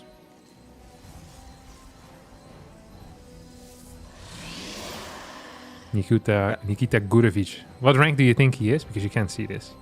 He is... What rank am I? I don't even know what rank I am. He's probably like 5-6 ranks below me. Like 18? No, wait. That's okay, right? 20? 24. Is that with 24? Okay. Yeah. I don't know what this, what type of ranking it is, but it is rank 24. Classic EPTs. All right. What do we have over here? We have a block coming out of Skilos. And that means that Serel will need to take his natural on his third base. Serel for a while was playing 15 hash every single game. You remember those days? I do remember, yeah. Yeah. It is because he just lost every game to 2 depths against Maxflix for a while, so he was like, okay, if I don't do that, I'm gonna have a better win rate, and that he did. But if you do that every single game, it's very abusable, so it's important that you start mixing it up, which is exactly what he's doing. Didn't work out too well for him this time, though, because Skilos went for the block, he didn't go for the 15 edge, so this is not Serel's preferred opener. Ooh. It's a 2-gate. What? It's a 2-gate, right? Yeah, I don't know. I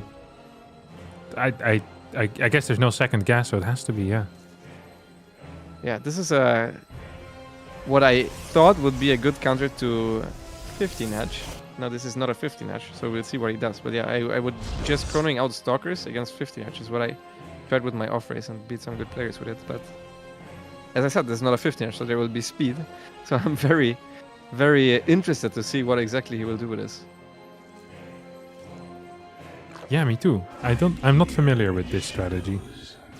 The second gate proxy, is it gonna get scouted there by these links? No, it's not. Knows his positions well enough. He's probably gonna get a third big gate as well, right? It's chronoing that warp gate. And then what's the play here? You just get a bunch of adepts out? Has to be, yeah. Well, usually against the 15 edge, as I said, that's usually you just mass Stalkers because they don't have speed. And Stalkers outrange Queens, so you outrange everything. In this case, though, he's going many chrono boosts. I think he's just going to try to hit an off timing with a lot of early adepts. So it should be 6 adepts very early on. It sounds kind of cool, but I haven't seen it before like this as well. So we'll see how this Yeah. goes. I I haven't really seen- doubt Serel see this before as well. I haven't seen this with a proxy, but you know Serel, I think, lost or almost lost to SOS at Intel Extreme Masters Katowice like 2019 on Nightshade against this particular build. It was a 3-gate as well with double chrono on the warp gate. And then he went with a fast 6 adept into Glaive. And Serel was completely dead that game, but I can't recall if he came back into it like Serel often does. Yes, Serel actually scouts it, and this pylon is toast because the adepts are on the wrong side of Yeah, just ignore it. the gate. Yeah, he has to ignore it. He was a little bit hesitant though, so his Yeah. his shade didn't go out as early as it could have been. Serel is just making links, which I think has to be the right response here. And I don't think I like this for Skilos very much. I mean, the Zerglings are not in the main base, so you will get some mining time off here of Serel, but this is very committed. There's no Oracles playing around here. There's no backup deck. He's going for a Robo, so I guess he can Immortal in afterwards. But the adepts are trading very well, I must admit. Yeah. You know what the problem is with these types of builds, though, Lambo? It's like if you look at the actual situation right now, it doesn't feel so bad. But then you think about how little Serel really needs to do in the next, like, maybe minute and a half, 2 minutes. And the answer to that is really nothing. He can just build pure drones. He's going to catch these adepts as well, which really freaking sucks here for Skilos. I thought did he have a prism yet? No, it doesn't have a prism. He's just going to lose absolutely everything here, isn't he? I think it's crazy. He moved to the third base with a Stalker Sentry. He's very, very, very lucky that Serel didn't spot that a little bit earlier and reacted faster. Because if he starts running that in the center of the between the bases, these units are all dead. The way it is right now, at least he gets a good trade against the Zerglings. Yeah. He will need to restart his third base. I still like this position very much so far, Serel. 16 Who's more afraid- links. He's afraid that this DTs. I don't know why. This sport is the most Serel-like thing ever. You see Stalkers, a Sentry. It started with 6 adepts. How in the hell is he gonna have DTs now? Observer know. as well. You see it flying Yeah. around. But what if there's a Dark Shrine? This is why I call Serel the helmet player, because he drives his bike only with a helmet. But not only that, he even puts the knee things on the And then knee pads. knee protectors. Yeah, unbelievable, this guy. Why the hell do you need a Sparkler right now? Come on, man. He's Double. just so much better than everyone else that he can pull this off. But this is not. It's This not is not necessary. okay. I mean, he's very guys. far ahead. Yeah, this is really not okay. Oh no. There he goes with the knee pads. He's gonna get away with it as well. Can you imagine Lance Armstrong in the Tour de France with the knee pads and the wrist pads, the triple helmet on? It's like 2.5 kilos extra. All the other guys shaving their legs. Serel just arrives like an hour before everyone else anyway. It doesn't matter. Yeah, it's really not fair. You know what the watching this. worst part is then? Is that guys in the crowd going, maybe the knee pads speed him up? I'm just sitting here trying to play perfect StarCraft. Still getting owned is rough out here. Either way, this is really bad for Skilos even before he sent this Immortal to his death. As this is obviously just a missed rally. He aimed towards the top side of the rich gas base. Yeah, at the very least he killed some Zerglings. He keeps the Immortal alive, and now he has an attack going. Yeah. This is somewhat committed. Like, he needs to do stuff with this, and Ravages are just finishing. This is a good setup for his fields. Catches 2 queens and 2 roaches. Finishes off one of the queen and one of the roaches. Yeah. So Could have been better, because that was 4 force fields. Ravagers weren't quite there yet, so it was a little bit scary for Serel there for a second. He's gonna probably wait it out at least a little bit. Now Link's coming in. I think he has a bit more time here. Forces out another round of force fields. I was gonna try and engage into these zealots. We'll need to continue kiting back. Roach speed finishing up in a couple of seconds. That's gonna turn this fight around even further. As 2 workers have also gone down during this. I don't know, where is that happening? I think Yeah, I was doesn't just matter. taking a look at the fight. The thing is, Skilos doesn't have any tech behind this. He doesn't have Link even. So he won't just die because he's going Disruptors after, but Disruptors is not exactly what he wants to have either later on in the game, so... Skilos right now is hoping that Serel overcommits and runs into a big Disruptor ball. Let's see if this happens. The ball doesn't quite get in range of the Speed Zone. Speed Zones also work on Disruptor ball, so that makes them very, very scary. But not in this case, as the Disruptor fires, gets absolutely nothing, and now Serel abuses the speed zone in order to get a better position. Fires up the Infestation Pit, and I think he's just going to play Ling Bane Ravager into Vipers. Very standard composition, and if you're ahead, it's relatively easy to close out games like that. What would you say Skilos should do from this spot? Wall. Walls and Storm. That's it. I think you just build a massive wall at your third base. You get like 2-3 cannons. Like you have to take a fort. So you take a fort and you also build a wall there. Yeah. And then you have a prism out with charge, right? That's it. Yeah. Not much else you can do. Obviously the Storm is the one counter against Ravager Ling Bane. And it also counters the Vipers, which is what Serel is stacking up to right now. The issue is that if he goes Storm, if Serel attacks before Storm is done, he will have an overwhelming army advantage. Yeah. So that's why Skilos, I think, is trying to go into Colossus. The issue with Colossus, or the army composition at Skilos, is crafting at this point in general, is that it doesn't really scale very well. It's usually a momentum-based, offensive army composition, where the Protoss wants to attack at some point. And if he doesn't, the Zerg can just max out with a ton of Banelings. I'm talking 60 Banelings plus. And then the Protoss army will not look good unless the Disruptors hit super big. Yeah. Guys, I completely agree with that. This looks very, very rough here for Skilos. He's going to try to take a fort base. I think Serel's going to have something to say about that. He could just walk up here with the roaches and look angrily in the direction of the Nexus. I think that Nexus is going to cancel by itself. Because there's absolutely no way he's holding this. These Zealots are being taken out as well. Serel here might just continue even before anything Hive related is going to finish up. He's going to wait it out though. He's not actually going to do that. I think he could though, no? With the Baneling count of what, 30, 35? No, yeah, he definitely could. He still needs a good engagement. I think he's respecting the Disruptors a lot. As he now walks in, Skilos is walking away from his static defense because he feels the need to try and expand, and now he fires both Disruptors. It's completely whiffs. And that engagement was not good enough. He needed a miracle of an engagement. This was not quite it. At the very least, he manages to get the warp in then of the extra Zealots before the Corrosive Bites go off cooldown. He also loses his entire mineral line at his own third base throughout all of this, while his own counterattack isn't really getting all that much done. So Skilos is now trying to go on the counter offensive. But it usually doesn't work if you're at almost half the supply of your opponents. Your army consists of pure Zealot. Yeah. This is not a great look here indeed. A couple of Archons being morphed in as Serel, in this first game, showing us why he is considered to be the absolute GOAT of this game.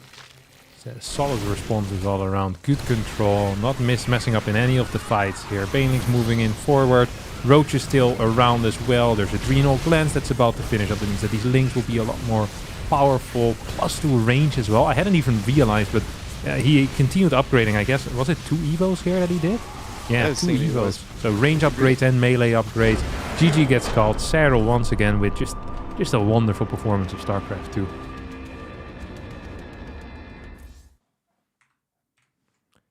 It really is something. Sorry? I guess he did make a second Evo, but he upgraded +1 and then +1 again. And then he started +2, so that's what confused me there. But yeah, just well played by Serel overall. Not much to say. I mean, Skilos tried something. He prepared specifically for Serel this build order. There's no doubt about it. He saw how Serel usually scouts, and he figured, okay, this will not be scouted. And just because Serel was on the map with the Zergling, he scouted it early enough to make the Zerglings. Maybe if this doesn't get scouted somehow, which I have a hard time believing because, I mean, Serel is always on the map at least with Zerglings, then it looks completely different. And probably in his practice games, I know he practiced a lot with Elaser. I know the Team Liquid players bootcamp before this. It will look very different, so I kind of would like to see that build if it doesn't get scouted, but you're up against Serel, so you kind of have to count on it being scouted most of the time. Yeah, there's not much to say about that. It's just... You can try your tricks against Serel.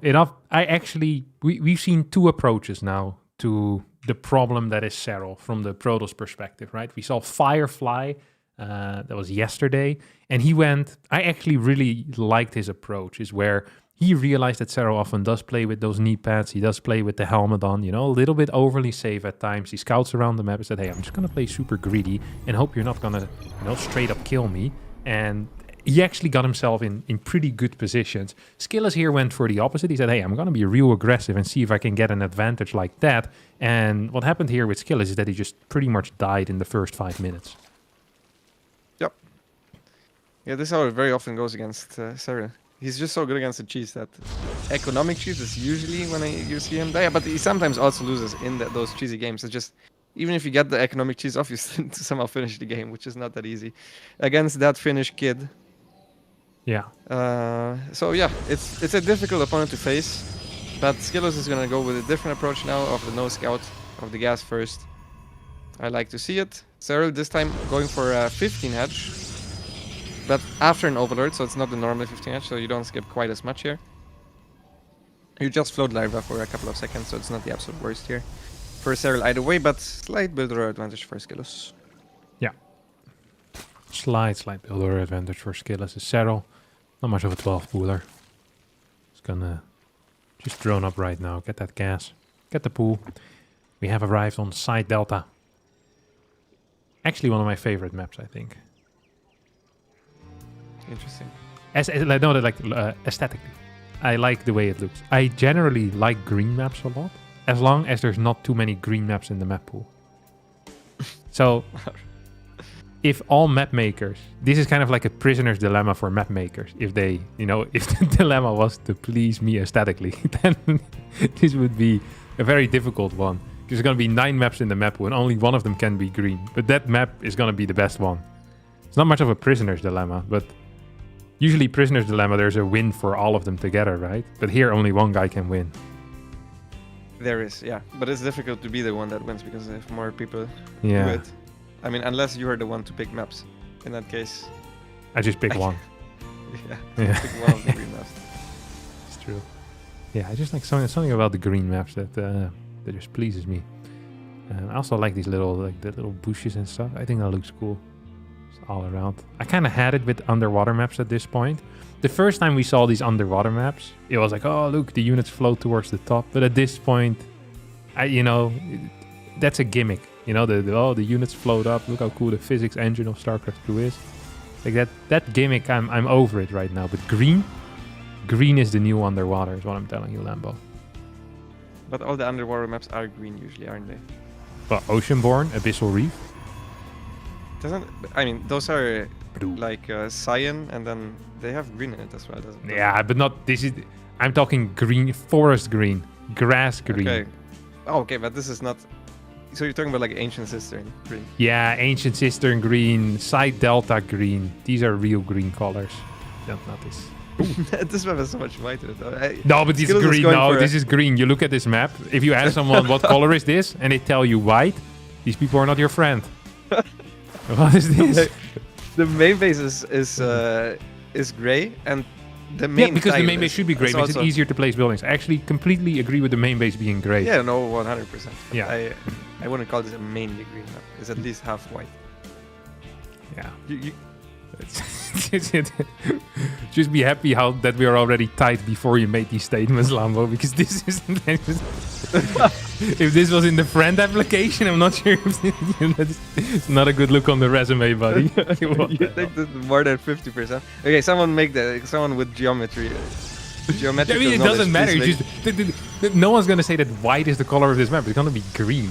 Like green is the color. Okay, there's actually an interesting build as well. Let's have a look at what's going on. There's the Dark Shrine that just finished. We once again have a Proxy Gate in the middle of the map. This is a really fast DT rush with an insanely fast Nexus. This is just gonna work.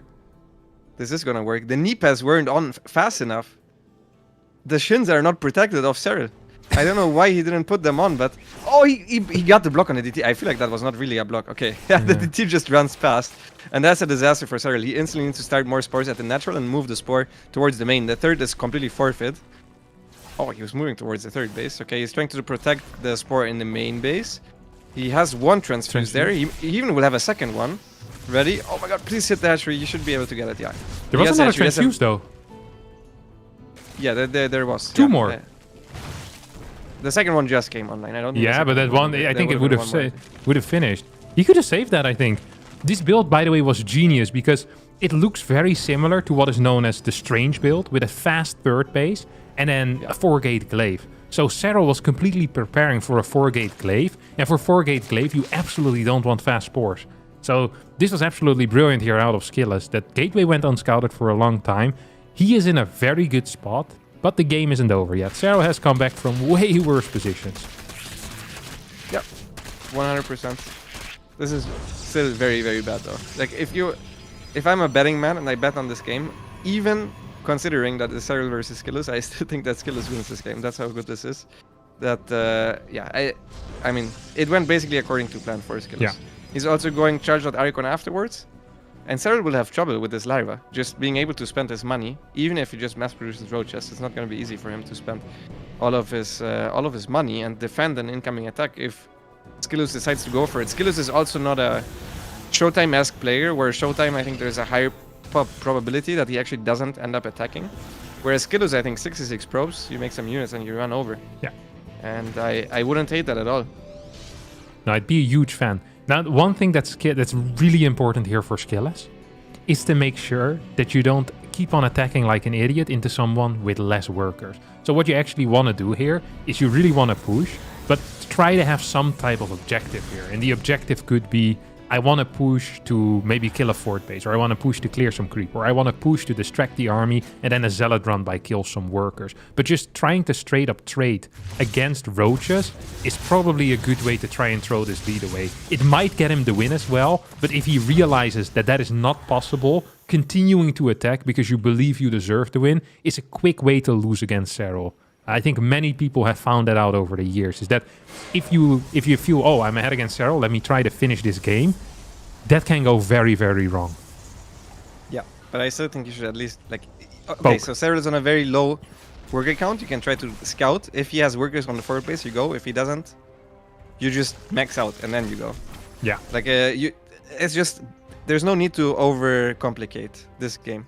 For example, I don't really like the blink that he's going for. I guess he's afraid of potential mutas. But I hope he just goes charge with Archon, preferably with Immortals as well.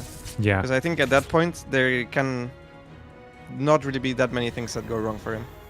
Yeah, it's gonna go for a push out here, and Serel is, man, what is this? 21 roaches, 4 Ravagers, 6 more roaches on the way. Immortal count is at 2.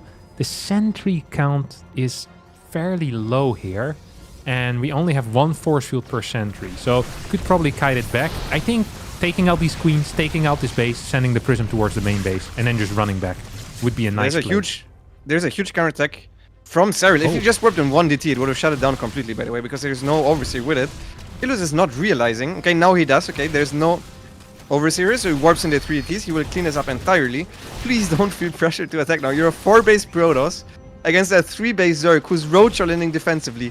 You do not need to run into him, but he's trying to do it anyways. The warp prism goes into the main base, which is a good move, but Serel already pre-split enough units. Okay, Skilos, just chill for a bit, please. For the love of God, just don't run.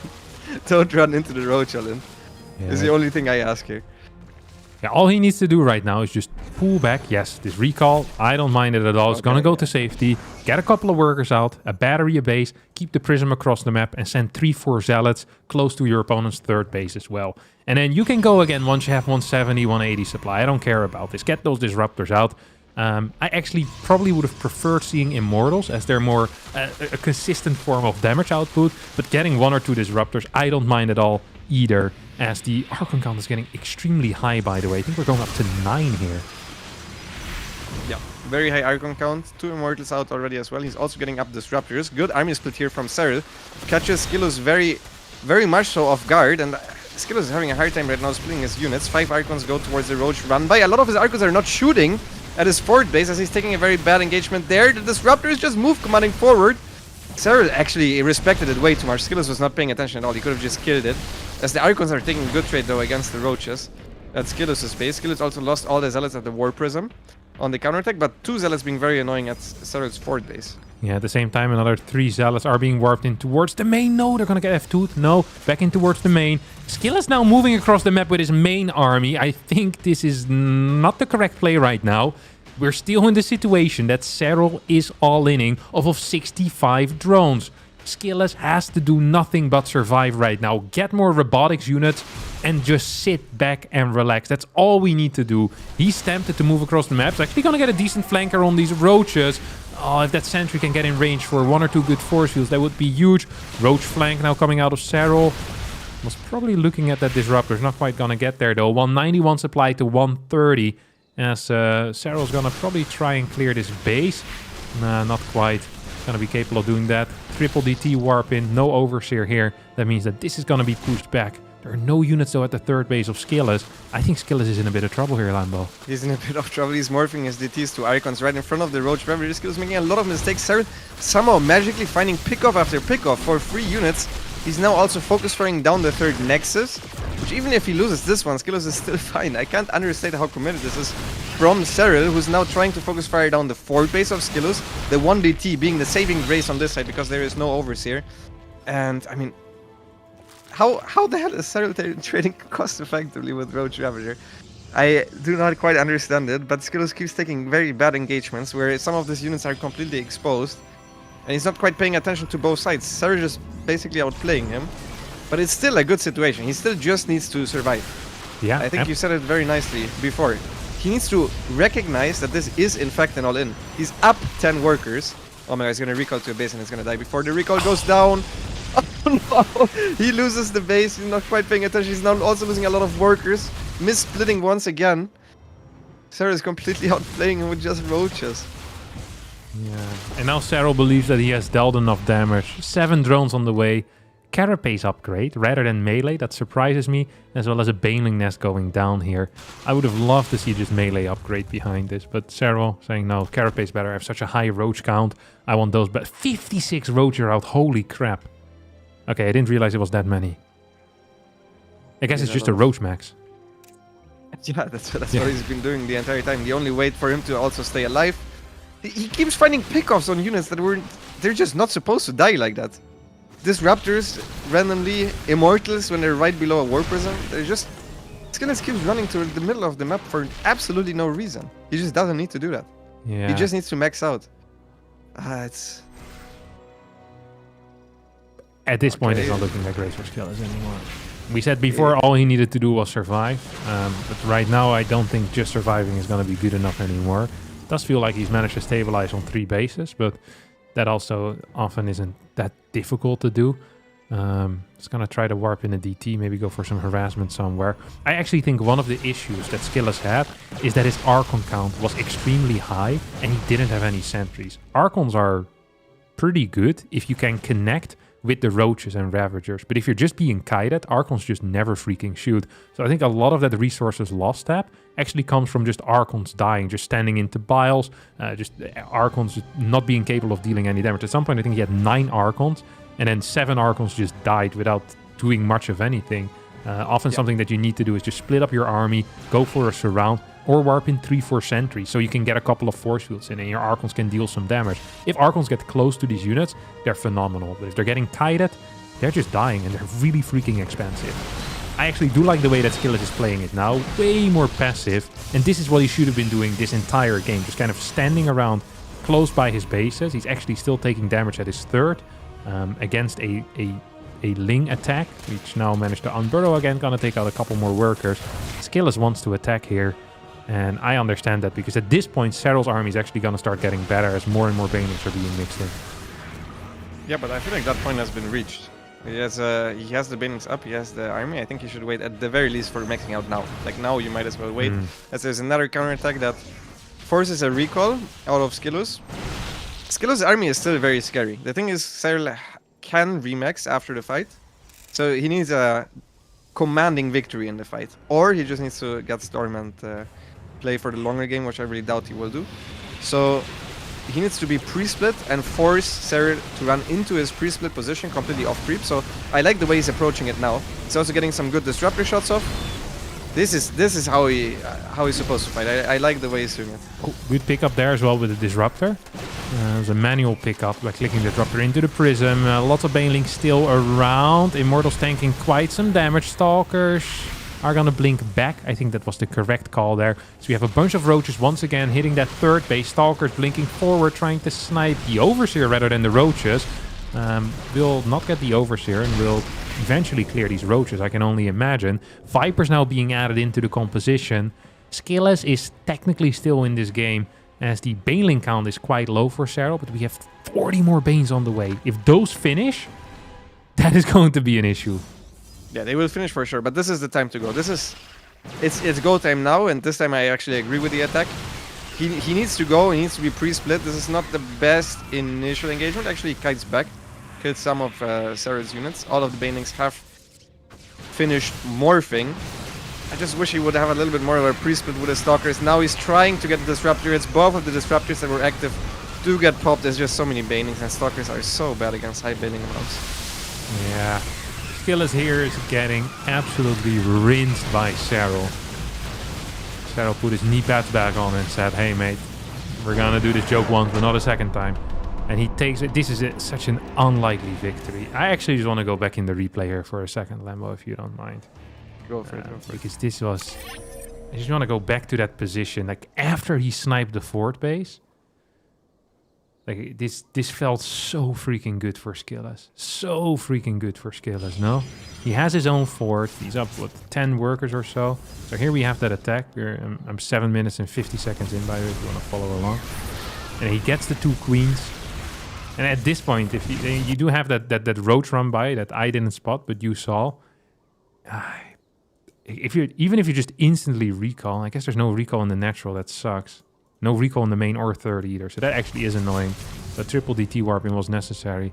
You send the prism to the main and you just run back home. You start probing up like mad, get batteries plus cannon at each base. Then the moment you max out, like Serel is going to be stuck on such a crap army. It is impossible for Serel to go too high. It's just impossible for Serel to do anything. He's still at 5 gas at this point. He's just completely over, I think. This is such an unlikely victory. Such an unlikely victory. But he does it. Yeah, I mean, Serel is crazy. That was a complete outplay. Yeah. But the entire time he controlled his army better, and he had the worst army, and he still kept taking good engagements, left, right, and center. The Archons kept blocking each other. Also, there were a lot of move commands in there. There was a lot of missed army splits. It's obviously not easy. You're playing against Serel. It's a very stressful situation. I can understand this happening. You know that Skilos also realizes that he's in a fantastic spot. Yeah. And that's sometimes when the nerves go even harder against someone like Serel. But man, that was...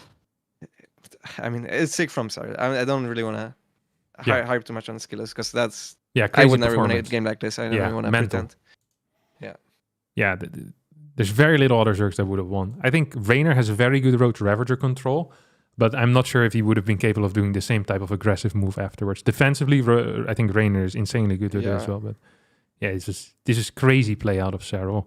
And that's going to put him 6-0 in his group. Well, 3-0 match score, 6-0 map score. And pretty much that qualifies him for the next round, right?